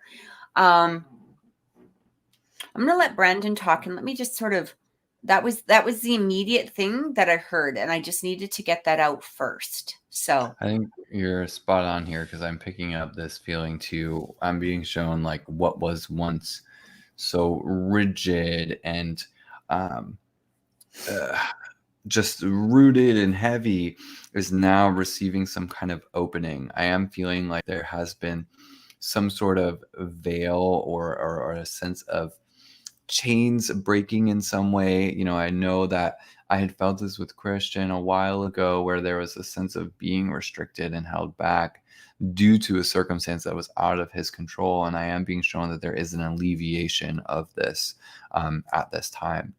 What I keep being shown is that this new opening does allow a new emotional awareness. And so I do feel like there are new, well, maybe not new emotions that have kind of been there the whole time waiting to come through. It's like the water meeting a dam. That water that's all still there, it's all that same kind of body of water, but once the dam releases, then it can kind of flow through and complete the movement of the river. mhm. I feel like that's what's happening now in the energy between the both of you. There is this sense of something new opening up. And I can even feel in your energy, Jen, I can feel this like it's a really interesting blend of like hopeful and hopeless. And in all reality, it's honestly a good place to be in. It's a balance, and being in balance is what we honestly should always strive for. But it's this feeling in particular with you when you are caught in a paradox, when you are caught in between two opposite things, it creates an irony in your life. And when irony happens, I just hear this cosmic laugh. It's the weirdest sensation, but it's just like, ah ha ha ha ha. Like there's something about it where you're like, of course, universe, like of course, it always happens this way. And I feel like that is what when I feel like that is what's coming up. When Kathy was talking about how you hear the bell with him walking into the store, I could Mhm. just feel it's like that moment of like, of course he walks in right now, of course. So it really feels like a interesting, beautiful moment. It's like I feel that kind of universal spotlight shining down on you in that moment. And you don't want it in that moment in particular, but then, there's a part of you that does. And it's being stuck in that sort of dichotomy and that opposing force. That you really start to see, a breakthrough. Oh, it is in this friction. Oh, it is when these, two poles of a magnet are opposite or trying to come together that I feel that force that is the universe. I feel that universal energy, that universal life force. And it's that vein, that moment that you tap into right there that you're in your flow. And as soon as you feel that, you're like smooth sailing, coasting. There's this amazing shift that is happening. And that's when things can start to move forward between you and love interactions and loved ones here. It's in that little space, that little window that you start to feel in your own flow, because once you're there, it's just everything else starts to move from that moment. It's like things make sense, they click, they come forward, all the things that you've been waiting for. It's like a rush, that dam finally releases, and that finally the movement, the things you've been manifesting start to make themselves visible to you. It really feels as though this time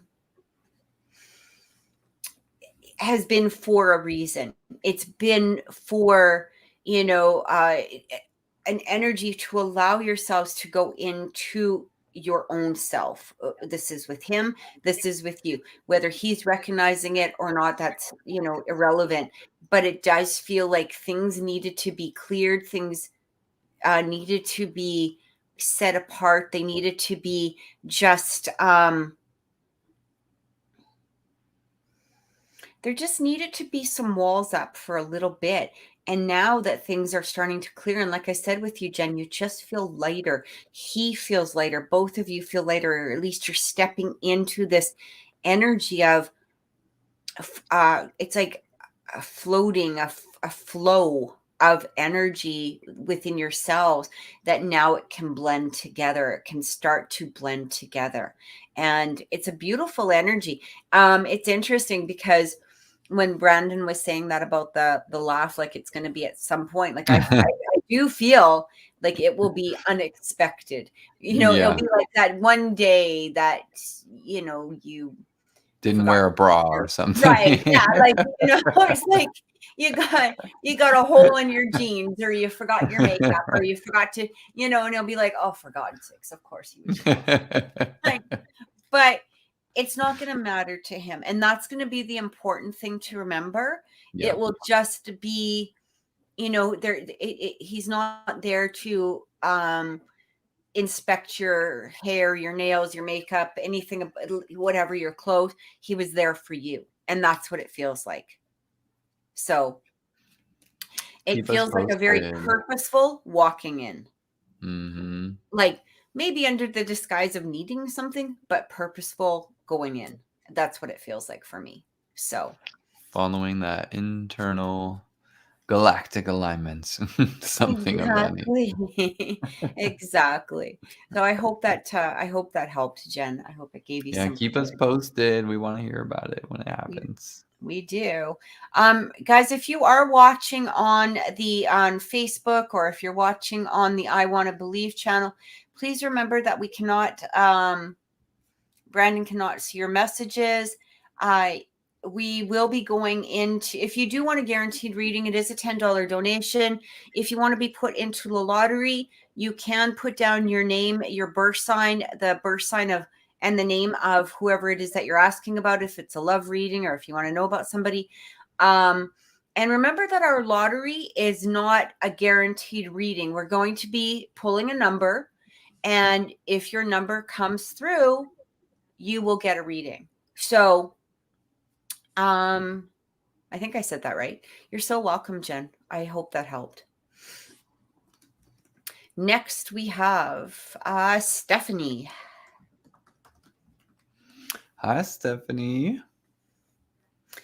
Welcome in, love.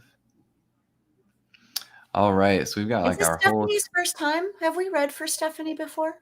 I'm not sure. I think this is the first time I remember seeing Stephanie, but she fits Yeah. right in into our slew of Sagittariuses Actually, here she at the sure end. does, right? I like that. Yeah. It's our Sagittarians that need to know life and experience, and I totally get it. They're craving the knowledge and information, so they're armed with moving forward in a good or healthy, strategic, experiential way. Right. So Stephanie, Sagittarius here. Can I get advice from Spirit? Was feeling really connected to Spirit, and my intuition was getting strong, but I feel disconnected again. I feel my love life is causing a block. I did slack on my meditation. I've been getting distracted because of a love connection with SS that hurt me badly. Still trying to heal. Okay.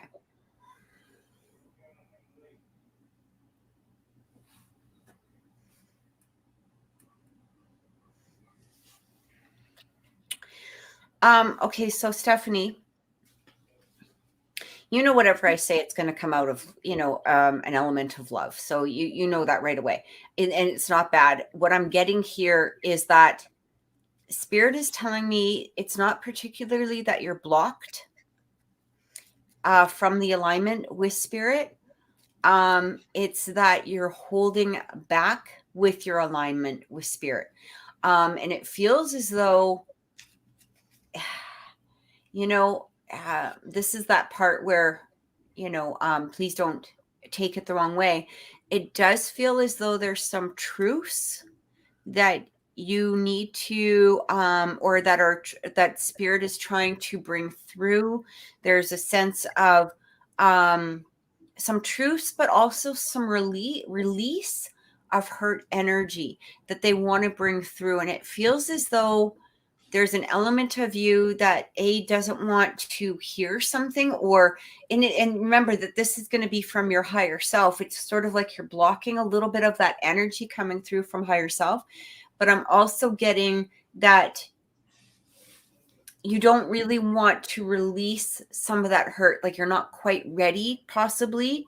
Even though you've been doing the healing, there's an element here that you're not quite ready to release. I hope that makes sense. Spirit is actually saying, what I hear is that they've been surrounding you through this whole process.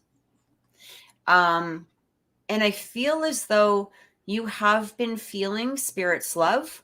You have been feeling that connection with Spirit. You have been feeling, I almost hear like virtual hug. And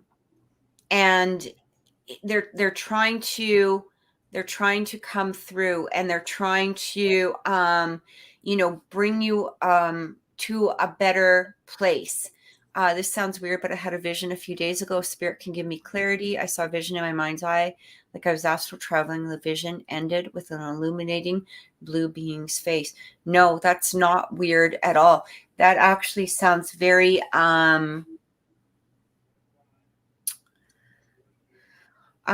you know what? I'm not very good with all of Is the it names of the stars, Syrian? but like Syrian, I was gonna like Syrian type of energy, like starseed type of Arcturian or energy. something? Yeah. Yeah, Pleiades, I think, are the blue ones. Sirius or Pleiades are blue. I can't remember. yeah, and it feels as though they're kind of saying to you, look at you're going through a human experience, but we're here guiding you to your astrological experience. You're not astral, your astral experience. Like it feels as though that's what they're trying to, but you're kind of wanting to stay in the 3D here. There's a part of you that's having a hard time trying to get released, or trying to release that energy. And what I get here is that they're trying to come through. And again, they're really surrounding you. So this is probably why you're seeing it in your mind. Simply because of the fact that maybe you weren't listening, or maybe you weren't letting them in, because it really feels as though you're surrounded by these beings, by Spirit. Okay. Um, They're really asking you here to release that human experience, to release that experience with this person, simply because of the fact that it was only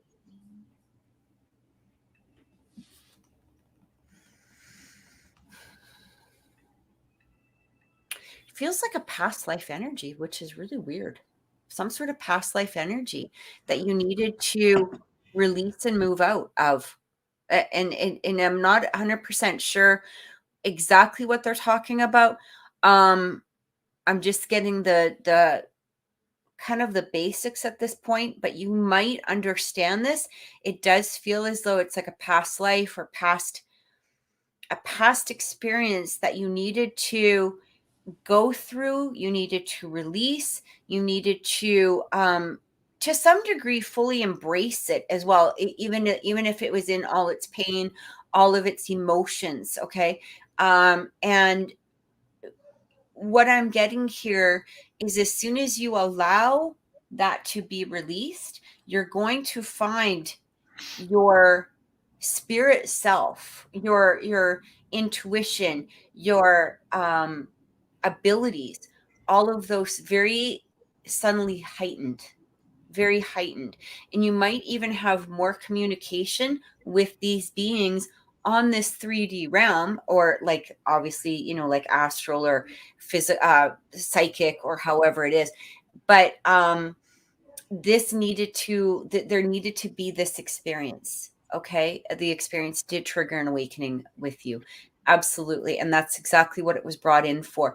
Um, I want to ask you, when you were in this relationship with this person, it feels as though you let a lot of your own spirituality kind of go, and you sort of embraced, the relationship. It feels as though you may have been really in that energy of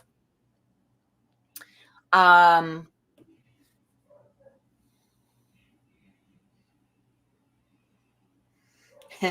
that energy of just being in the relationship, and you weren't really allowing yourself to experience things on a spiritual level as well. So I just Oof, I I'm gonna can let tell you why. okay, I'm gonna let you go. Yeah, because this is exactly what I'm getting.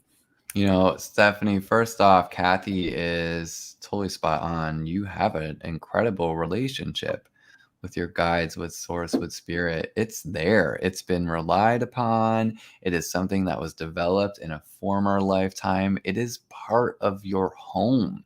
It is where you have gone. I can even see you going there in this lifetime as a child and going back and forth, bringing messages from one place to the other. You are a messenger. You do tread and cross that line. You I mean, that line of reality and astral really is something that you have danced for a long time. What I'm being shown is that this connection, this relationship with SS, it does feel purposeful, and that it was a reminder for you. You know how with SS there is this really blinded sense of self and a false sense of self built on some hot air and probably a little bit of ego?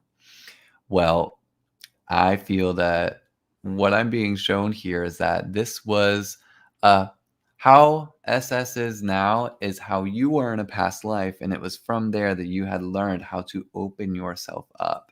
And this connection here was a very strong pull because there was this soul familiarity here. And what I'm being shown here is that you took on the attributes that SS was exhibiting in themselves. There is a feeling of blocking their own light. Very specifically, they blocked their own light. They were kind of their own worst enemy. And in turn, in order to find common ground, you had to pull your energy down to block. Well, it was to get on the same page and to connect and to explore that familiarity and that soul pull and figuring out what was going on there. But in turn, what ended up happening was you too, your light was being blocked as well by this whole process. And so now you've come to realize, okay, well, I don't need to do this. I don't have to experience this. I don't need to pull myself down. Yes, I felt like I meant to help him wake up. Mhm. But at what cost? And now you're starting to come to understand this lesson of how much am I willing to give up in myself to help another with their lessons, with their I movements, was with literally going what to they say need that. to do. I was, sorry, I didn't mean to cut you off again. I'll just make this really brief. It's your When birthday. It's okay. um, when you talk about wanting to help people, you have to remember that you can help people to a degree. And that's and the one thing that Brandon and I have really learned is there's a lot of healers out there that will, as you just wrote, sacrifice themselves. You can't do that. We're not here to fix anybody. We're not here. We're here to guide. We're here to give help. But when that energy starts interfering with your own boundaries, your own health, your own mental state, your own emotional state, when you're done with a client, when you're done with helping somebody, I'm going to tell you something. Here's a secret. You should not be thinking about them afterwards. Okay. Yeah. When I do a reading with somebody, if I was to carry around their energy for the rest of the day, I'm screwed. Like I'm gonna just say I'm fucked. Like that's not my energy. Why should I carry that around with me? That's not my energy.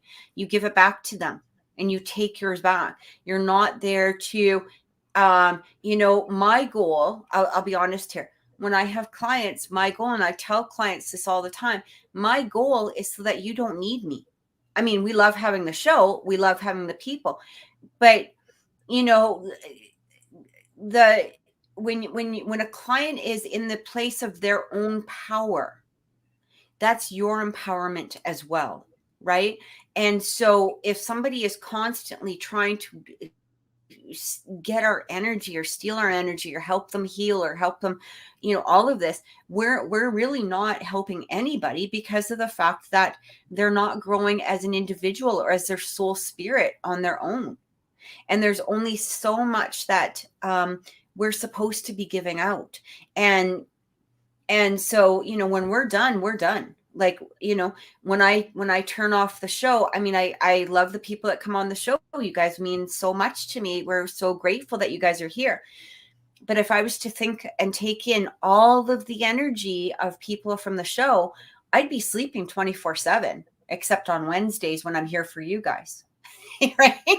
That would be and I can't do that. That would be my life. Or when I hang up with a client or when I'm talking to a client, I have to cut that energy. I go on with my day. That's the end of it. Done. And because you're allowing spirit to come through and do the healing, the advice, the guidance, whatever it is that they may need for that time. But that's not your energy. And that's where it needs to be cut. If you want to maintain your connection with your guides, with source, with spirit, we're not saying you have to. Definitely not. But it was in reference to your question here. You get to choose that. If you feel it's right for you to sacrifice your time, energy, focus, attention, whatever, follow your feeling. That's Mhm. first and foremost, most important, to follow that feeling. But if you are concerned about losing your abilities or being blocked from Mhm. them, this is what has to be maintained. I keep being shown specifically right now in this situation. Like I said before, you did take on what SS was going through, and you started to adopt their internal relationship with themselves. And then it started to disagree with your soul, and you're like, ooh, this isn't right. And now you're getting visits from your origins. What I keep being shown Mhm. specifically by spirit is that you do need to go visit your origins again. So wherever that is, it. Spirit shows me that you saw it as a little girl, that you were visiting that realm, and they're showing me to go back to that right now and to really revisit that. There's a lot. I mean, this is a theme today. There is a lot of connection with inner child and past child. It has happened a couple times already just on today's show. This is really interesting. I'm finding that to be really, really interesting because, Mm-hmm. you know, just where we were looking at with the planets earlier with that moon in Gemini, it kind of gives me that really fun, mental, playful child interaction there. So it might be a good note for all of us to really visit something childlike tonight, and to reconnect with that. But this is definitely the time. This is definitely the time, Stephanie. Oh, you started a tarot channel. Oh, cool. Maybe drop it in the comments here. I'd love to check that out. She did say within a week she was tired and she stopped it. So, oh, but when okay. you get into that place where you're starting TikTok. to, again, like when you feel stronger within yourself, start it up again. Absolutely. I think starting a TikTok for whatever reason feels really good for you, Stephanie. Yeah. I'm really liking this vibe you can bring to it.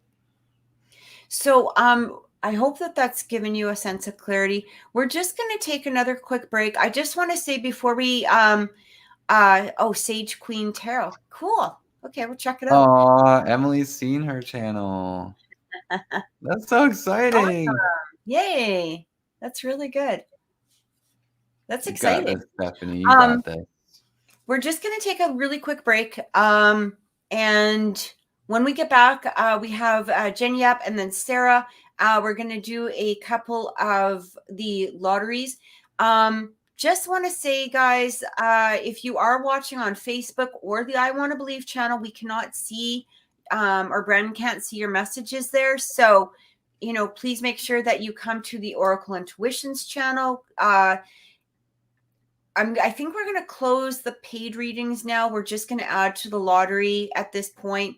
I think that's the best way to do it. And we'll be back in about 3 minutes. All right. Yay.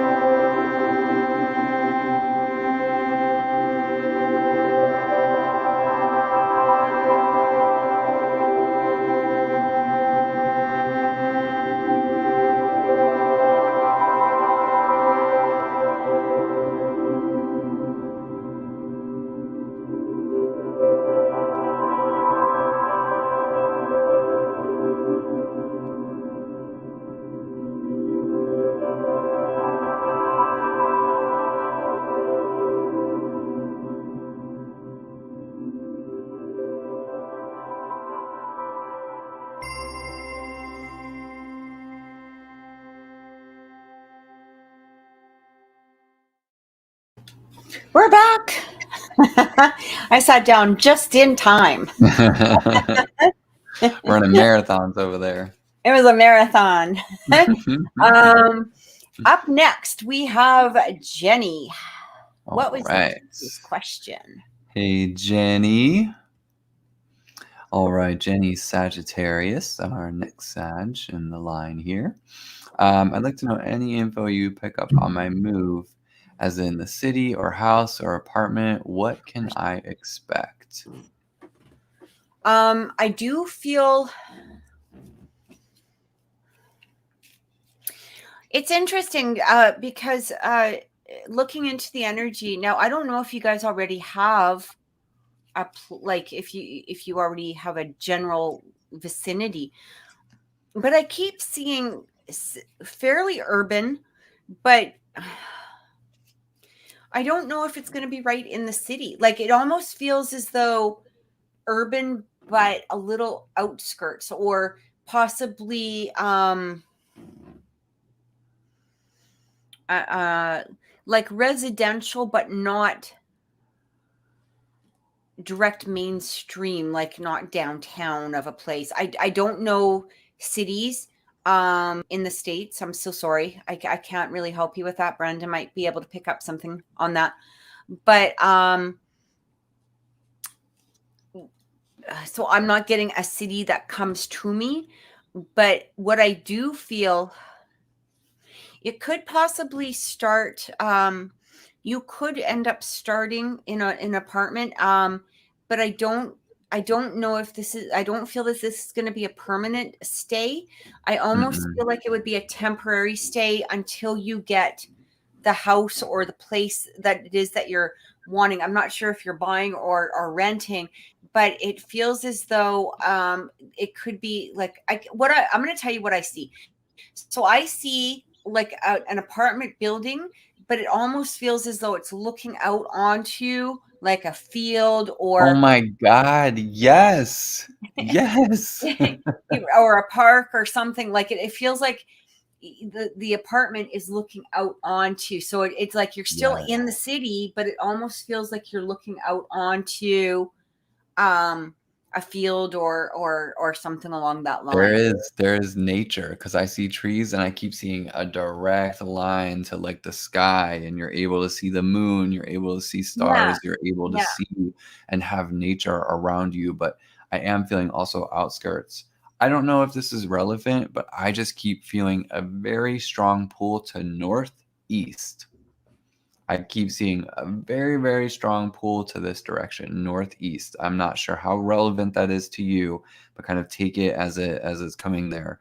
You can give us a I couple of cities if you want, Jenny. I'm not sure how accurate I'll be, but we can definitely, if you give us a couple of cities, and if what Brandon is saying it makes sense to you, by all means let us know.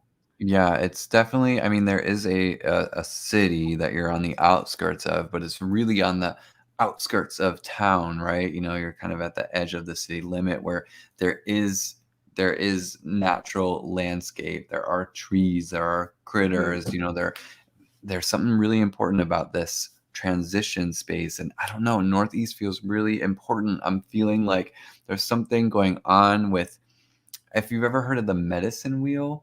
Oh, and it is northeast. There you go. Yeah. If you ever heard of the medicine wheel, that's what I keep seeing and picturing is the direction of northeast.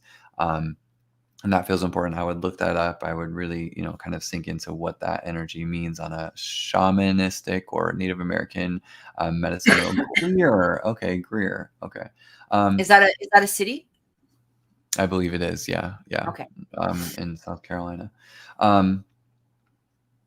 The apartment feels absolutely right because it feels like it's a transition space. I feel like you're only going to be there for about one term, like a one lease term, because it might be two, but it's not going to be permanent because you are going from apartment to home.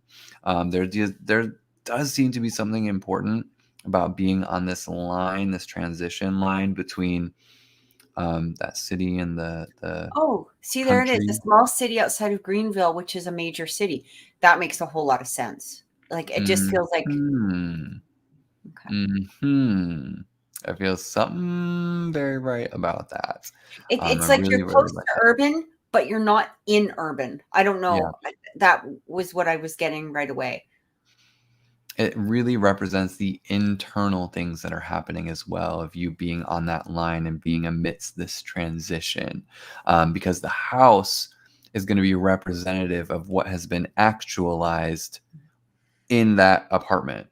So it's like this perfect transition. Remember, this feels really important for you too, Jenny, as much as it did when I was connecting with Miguel. This relationship between what's going on internally and what you're seeing externally. It feels like it's playing a major role. This concept, this realization, this focus, and this level of consciousness is putting major realizations in your life right now. It's allowing the symbiosis to happen, where you start to feel more connected with yourself, your path, your purpose, and what exactly you're doing. So really kind of thinking in terms of that, as above, so below, microcosm, macrocosm.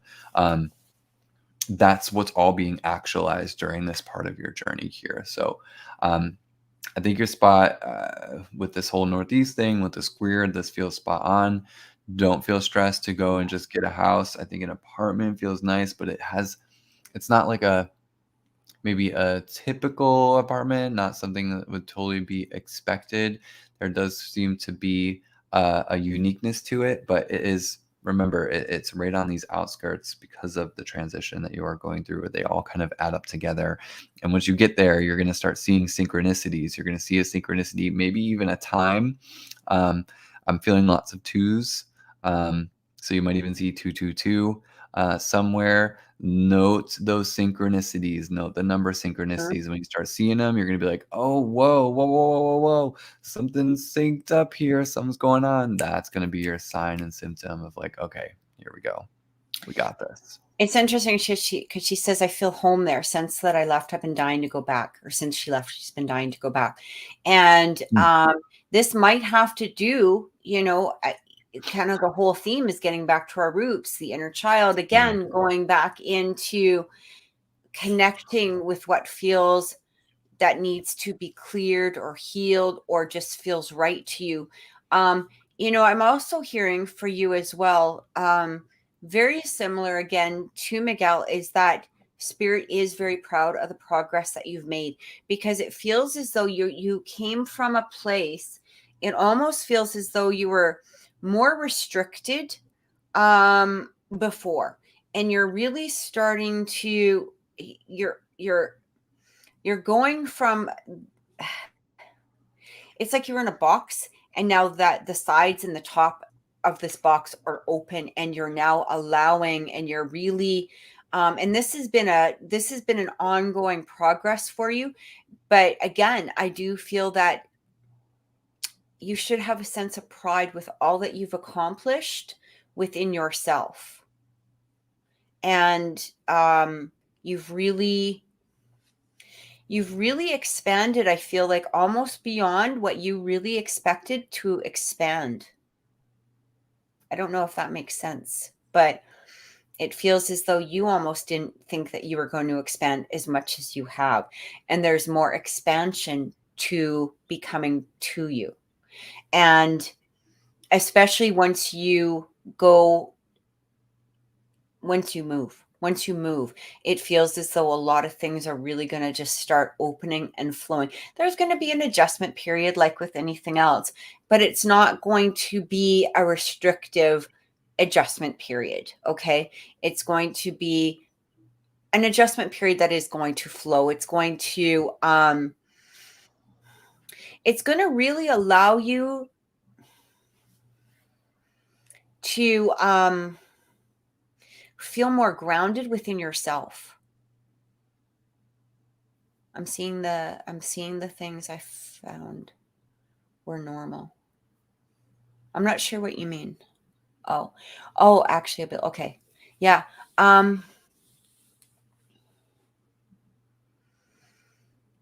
Once you get to that place of being, once you're there, you're going to see. I'm just going to say that. Once you're there, you're going to see. Because I don't even think that in words, it's going to be it's almost hard to explain. You'll just feel it, and you'll And know what it is. that's what those synchronicities that are coming up are. That is the universal language, and the language the universe is speaking to you. It's hard to quantify unless you're in it, and it's very experiential. It's not just a word, it's not just an idea, it's not just a phrase or a mantra. It's a whole experience. And once you're there, it's just going to be like, okay. And just like you're saying, the things that you were unsure about that maybe you didn't feel like were normal or something was going on, now you're finding out that they're abilities, and you're going to reconnect with all of that. It's just going to, once you're sitting there and you're in that place, everything just starts clicking again. And just look out for those synchronicities. It'd be interesting to know if this was on a ley line of some sort. Oh, interesting. Well, somebody brought up astrocartography earlier, which I found interesting. And that's a lot of fun. I like doing that. Yeah, I wonder if this is some sort of ley line, or if there's some sort of spiritual connection. Mm-hmm. Oh, yes, ma'am. Okay, so does that make sense? Like, is it on a ley line? Because it just feels like there's something about the land itself that may have not just a personal connection with you, but something within the land has a spiritual quality about it.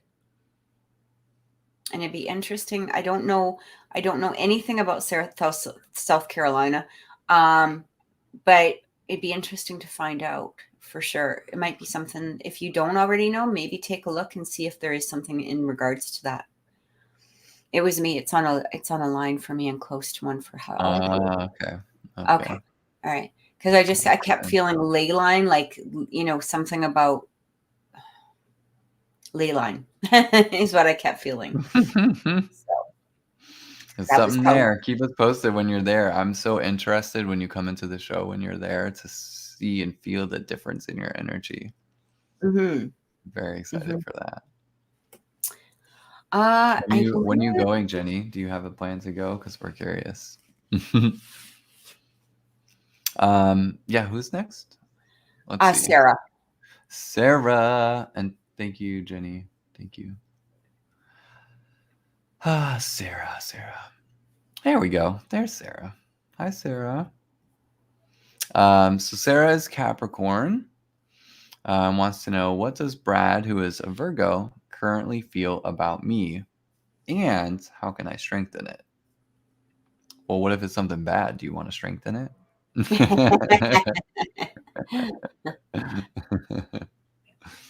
We've read for Sarah before, though, right? Yes. Okay. I believe Brad is that musical person, or somebody who's, I could just feel his energy right away as soon as I tap in. He's an interesting fellow. Is that who he is? Is he the music guy? I believe he is. Because I can feel that same energy of this, like, prodigal thinking. And there's like this detachment with emotion. I could feel all that coming up again. Jenny says she's going to be moving in around the end of March, and you're so welcome, Jenny. You're so welcome. Okay, so with, what is his name, Brad? Yeah. The guy has a lot of pride, a lot of ego. I don't know why I picked that up right away.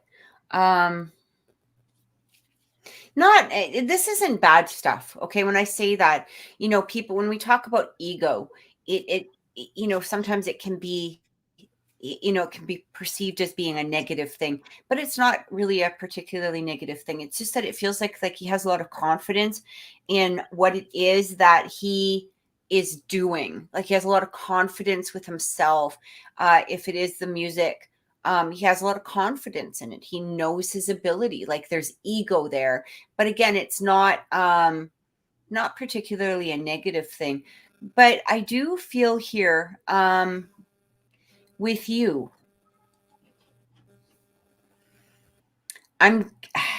I'm getting this energy that is, I need to put it into words.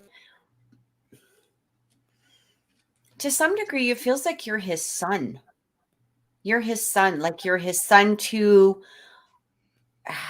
his moon, or to his darkness, or to his ego, or, like, even though you might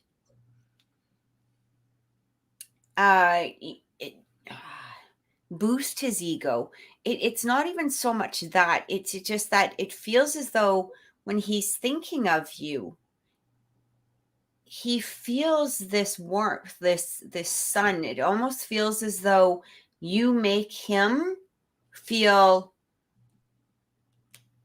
sun, as in sun, like the big happy sun, like big happy type of, not a sun, the sun, the sun in the sky. This is a positive thing. It feels very warm. It feels very like he wants to be within your presence. I do feel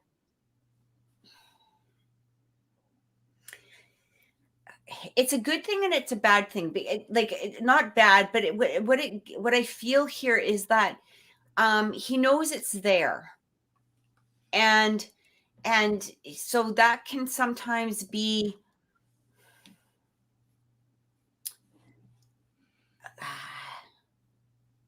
it can sometimes be where he might not be putting the attention toward it like he always should. It's like if we go outside, we know the sun exists, the sun's in the sky, there it is.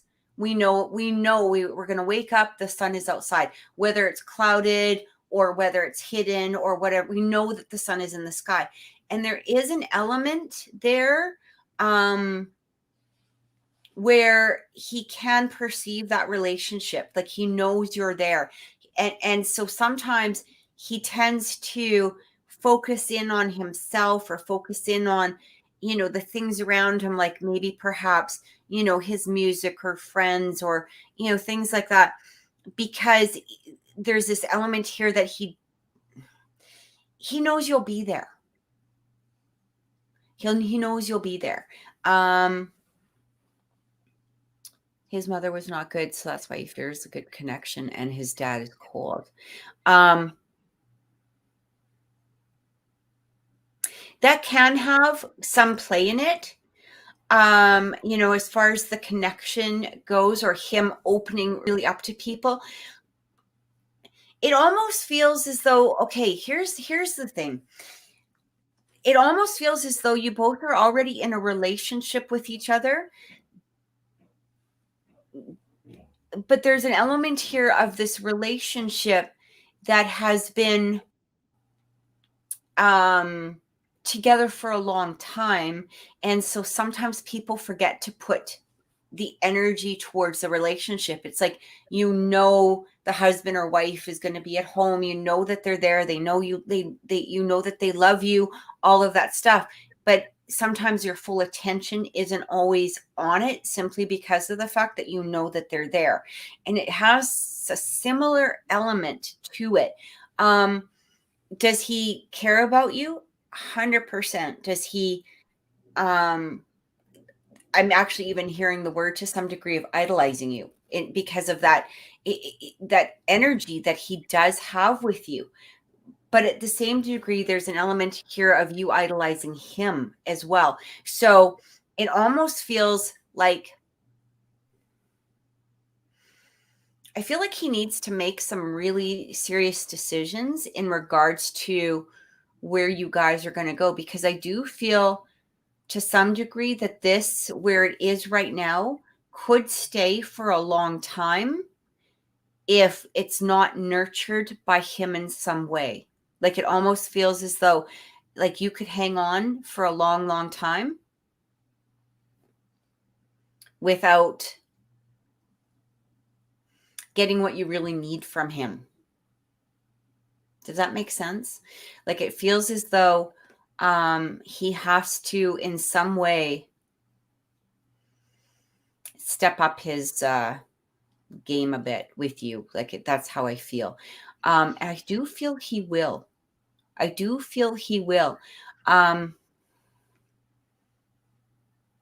I'm That's a telling you, very, right? go Huh? ahead. Go ahead. No, Go no, ahead. you go ahead. I'm just, I'm really feeling this energy between the two of them. Sarah, when I'm tapped into you both together, it's as if this whole other little realm is like created in front of your eyes. I feel the sense of getting lost with one another. I feel this sense of Mhm. literally all of your energy kind of blending. Um, and it feels like a path that has been walked many times between you both. When I'm specifically looking at Brad and his thoughts, his feelings towards you, there really is something about you being the woman, like the person. There is like a very clear cosmic reaction in him where he just feels there's something so enigmatic, undefinable, transcendent about you, but yet all made manifest in physical. And it throws him for this loop. It throws him into this state of, well, this doesn't feel unfamiliar to him, of like this kind of unknown floating around limbo like territory. That feels normal to him in his mind because I feel a bit of a spacey mind. But what I also feel is this very clear sense of being grounded by you despite any spaciness that does happen in his mind. I keep getting this impression of him either projecting or putting out there that it may feel like he has everything together, but the reality is that he doesn't. But what he does Right. know, and when I look at his intentions towards you, he has no idea what to do. But what he does intend to do is come from heart, and he does intend to love. That's the most clear thing that I feel from him, his energy and coming towards you. It's just that very clear sense of, I know that I need to love this person. I don't know what to do. I don't know what actions to take.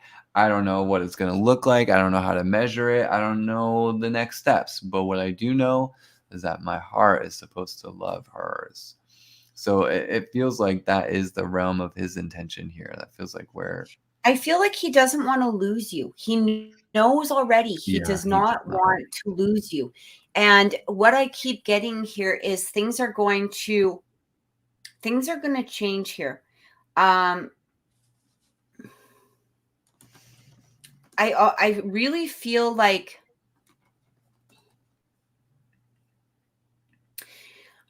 I kind of feel like going more into the summer months. Now, I know that seems like a ways or whatever, but it almost feels like a shift within the energy starting fairly soon here, Yeah. going into this energy where things become stronger, more bonded, more direct. It almost as though I don't know where this is coming from, but it feels as though he had some sort of scare that he could lose you. Do you get that? Yes, Like, yes, 100%. I I keep don't being know. shown that distance stops because of a fear, and that things are being more invested into the foundation, the solidness Yes. of the structure of the connection. And it all feels as a result of something fearful. And the reaction came from a fear. Yeah. And I Totally don't know getting if it. it's his own fear, or he had a dream or a thought or a vision. Maybe you see, maybe you I said can't something to him. tell, honestly. And Like, that's what seems weird. That's what yeah. seems And it weird just about it. feels like all of a sudden he has this fear Yeah. I could lose Sarah. Like, oh my, like, and it literally just, it comes up so strong that he knows he's got to step up his game. He knows he has to um bring that. If he's that sun, he's got to, the sun and moon have to balance, right? And Hmm. that's, he knows that, and that's what I keep getting. It just really feels, it's interesting that he's coming through as the sun, because the sun is the masculine energy within the tarot, and the moon is the feminine. And that's how I keep Hmm. perceiving you two. It's like that perfect match of the sun and the moon, right? Hmm. Um and this is how I keep feeling and seeing the two of you. And it feels as though he realizes he can't lose that counterpart. He knows he can't lose that counterpart. And there's just something that snaps, something that comes through. So whatever it is, it just is very important to him. There's a definite sense of knowing in him about the connection. Whether he knows what to do or not, that's not the knowing. He just knows that there's something very cosmic about the gravity between the two of you. And I feel him having faith in that, finding faith in that. Yeah. Yeah. So I hope that's helped, Sarah. I hope it gave you a sense of, things to come, because I do feel like you are extremely important to him is what is coming through. But I do feel it's going to be made more clear in the upcoming here. Okay. So yeah. Pisces time is going to be very interesting. I literally just pulled the spring card.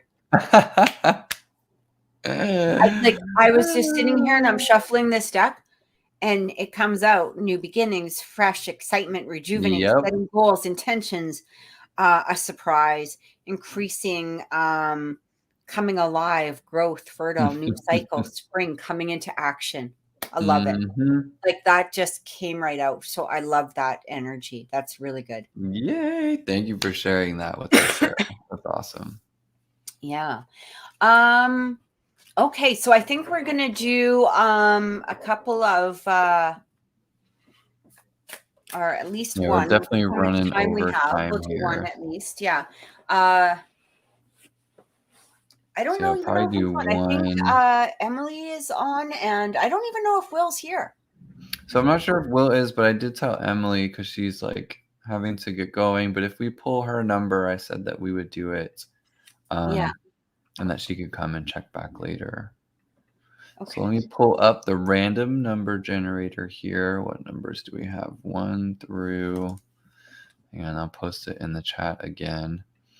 1 through 6, with some of them having dropped out because they shifted to the priority list. You're very welcome, Sarah. All right, so numbers 1 through 6. 1 through 6. Here we go. Drum roll. Hang in there. And thank you, everybody, for watching. As always, if you want to do more in-depth readings, you can definitely do so. I do 30, 60, and 90-minute sessions. You can find those on thedreamteacher.com. We can really dive in deep, go into the reading, do astral stuff, do human life design, do some hypnosis, past life, future self, any kind of child regression. There's so many things that we can do in a session. So just visit thedreamteacher.com if you want to pursue a full session here with me. And if you want to connect with Kathy, you can contact me at oracleintuitions.com. And I do most of my readings are all usually video calls. So you can just book online, let me know, and yeah, I do 30 readings, 30-minute readings and 60-minute readings. You can start telling when I get tired, because I'm starting to hey, Death of Dragons, good to see you. It's good to, thanks for coming on. Welcome. It's good to see you again. All right. Hello, everybody. Welcome. Hello, no. All right, so the first number is, are we ready? Yes. Drum roll, number 3. And number 3 is not on the list anymore. Perfect, let me do it again. And number 4. Who's our number 4? Emily. And is she still here? I think she's still here. Look at that. Hopefully you didn't risk anything staying here. Oh, Emily, can you remind us of your zodiac, please, love? I believe you might be Leo, if I'm not mistaken. I believe you're Leo, though.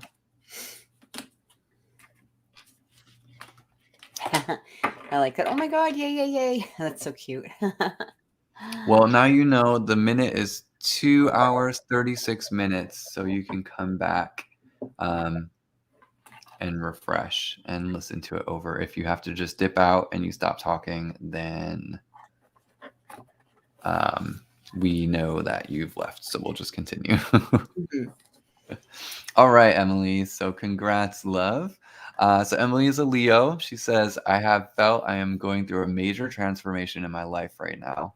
Okay. What advice does Spirit have for me regarding this transformation, as well as what is coming towards me? Okay. You are going through a transformation. I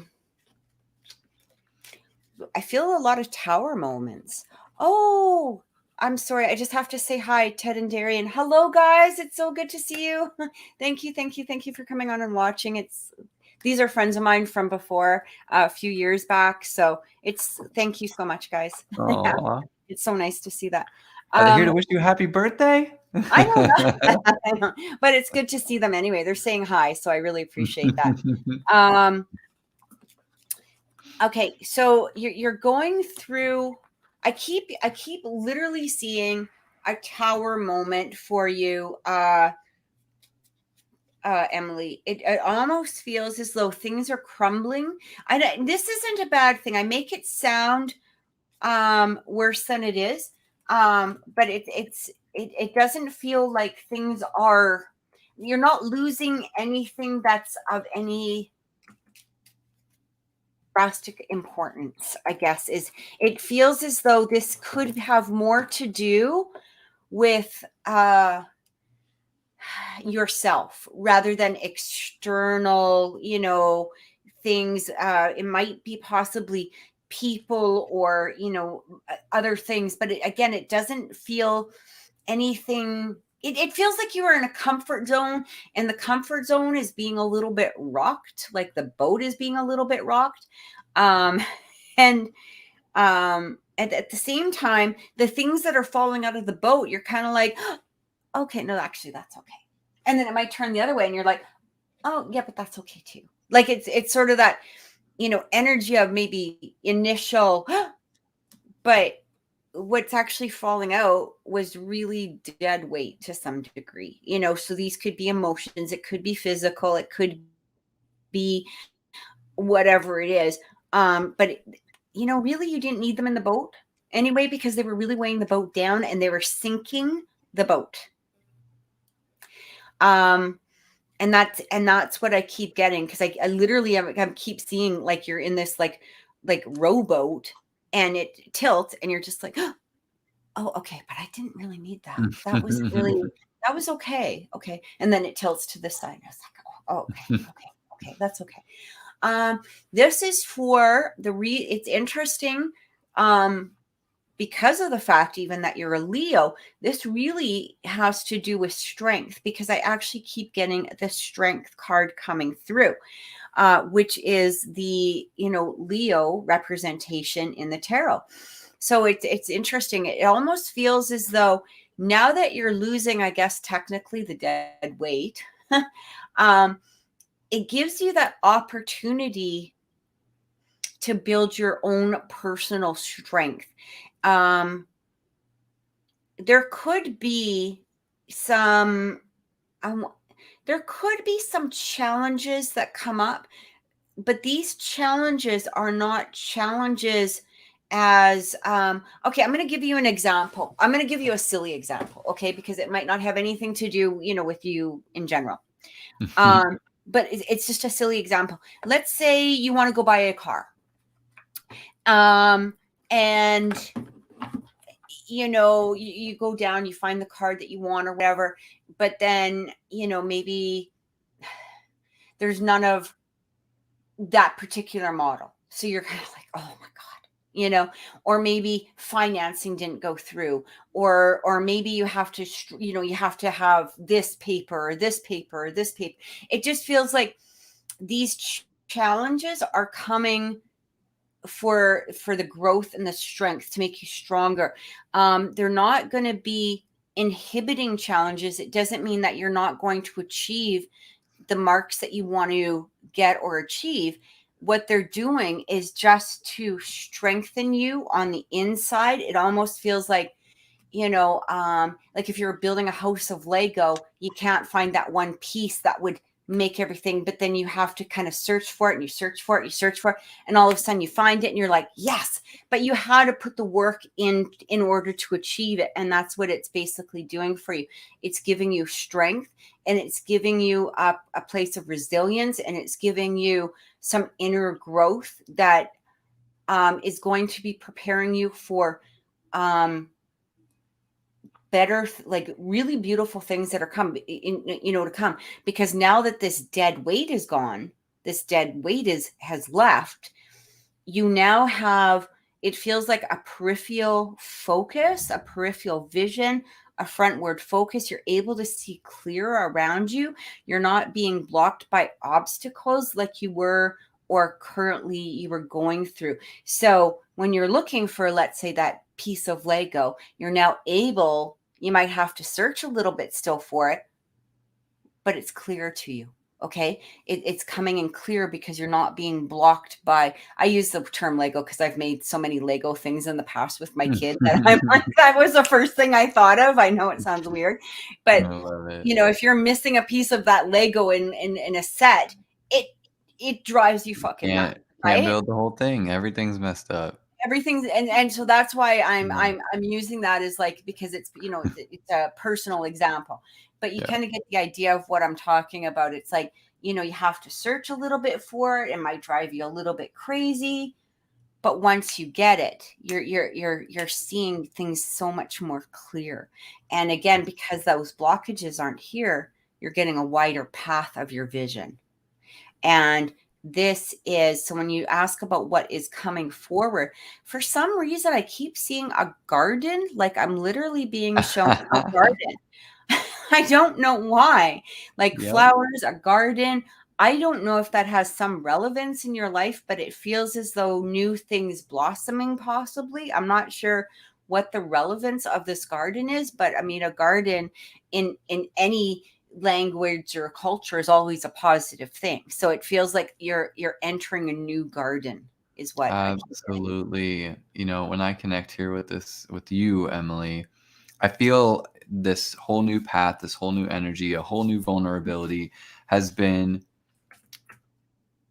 sparked by a sense of loss, definitely. And I don't know, I am specifically feeling like a masculine energy that was like a lost thing, but it doesn't honestly really matter, because what was and what Kathy has pointed out, and I'm just going to reiterate it because of the way I connected too, is that things did have to crumble. The things that were never going to be able to be relied upon in the future needed to fall away. That dead weight, like Kathy was saying, I keep seeing it as like a tree root that was rotted, and it needed to be cut off so that the other roots that were already strong can continue to grow and to be the better pillars, the stronger pillars and foundations for your own self. I do feel that is why all of this is coming up and why this transformation is happening, so that you do have really solid things to rely on and rest on. It feels really good. The transitions feel good. The tower energies or moments, like Kathy was saying, these feel of benefits. They don't feel like they're menaced. They don't feel like they're trying to like torture you. It doesn't feel evil. It feels like shedding. It feels natural, in the same way that a crab sheds its exoskeleton. It's that same energy. It's uncomfortable, right? It feels weird and it takes time. When you come out, you're fresh and you're new and you're solid. And that's what I feel happening. And just as Kathy is saying too, this whole garden energy is exactly what I'm feeling too. All of this is happening so that you can step into this new realm, this new sphere. And it might not even be newness, but it's you who feels new stepping into it, and everything tastes different. In the same way, again, I'm getting a lot of child energy references here. In the same way, a child tastes a fruit for the first time, you're going to have that sensation again of like, oh my gosh, like I forgot how amazing this is. I forgot how beautiful this is. I forgot how beautiful I am. And there really is going to be this, what I keep being shown is a direct communication between, again, I told you it's coming up again, the child self and the heart. and the relationship that exists between those two, and actually you coming to find out that there is no sense of separation there.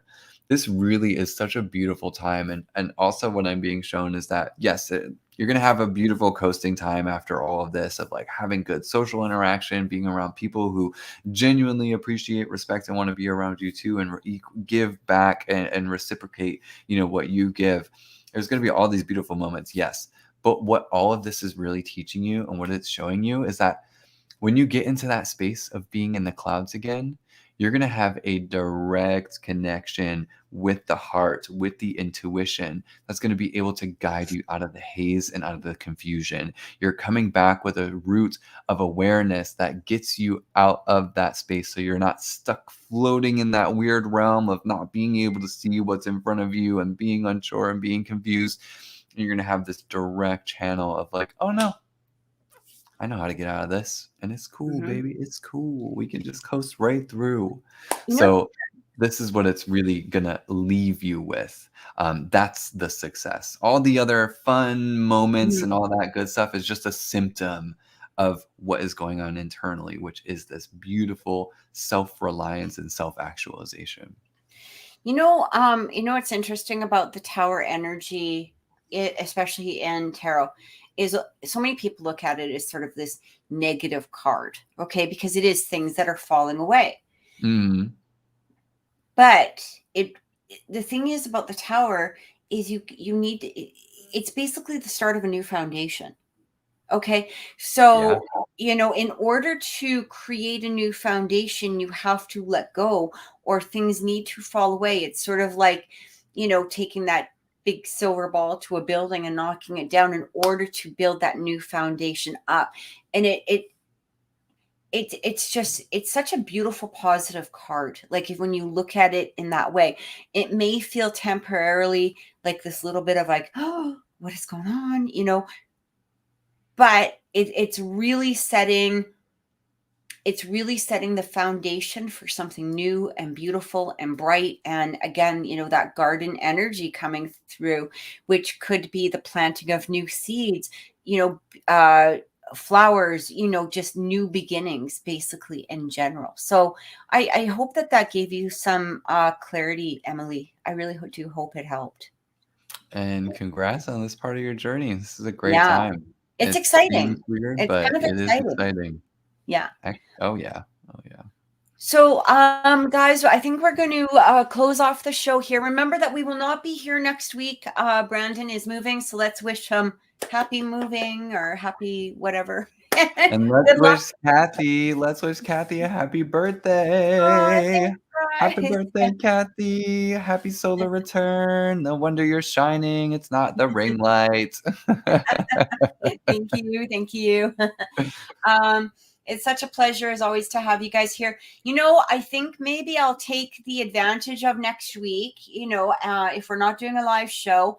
And I'm going to try to come in with some weekly readings for you guys, just to kind of take a little bit of that space up. But we will, keep you updated as to when we'll be back. I'm pretty sure it'll probably be just next week, even if it's just me coming back, or maybe we'll see what we can do here. But again, thanks so much, guys. If you want to get a hold of Brandon for a personal reading, you can reach him at thedreamteacher.com. You can book appointments there, shoot me an email if you've got any questions, download some hypnotherapy if you want a little cleansing of the soul, but all can be done at thedreamteacher.com. And if you guys want to get a hold of me, you can contact me at oracleintuitions.com. Thank you so much, Death of Dragons. I really appreciate that. Thanks so much. You guys have an amazing week. Take care, everybody. And bye, everybody. I'll see you soon. Bye.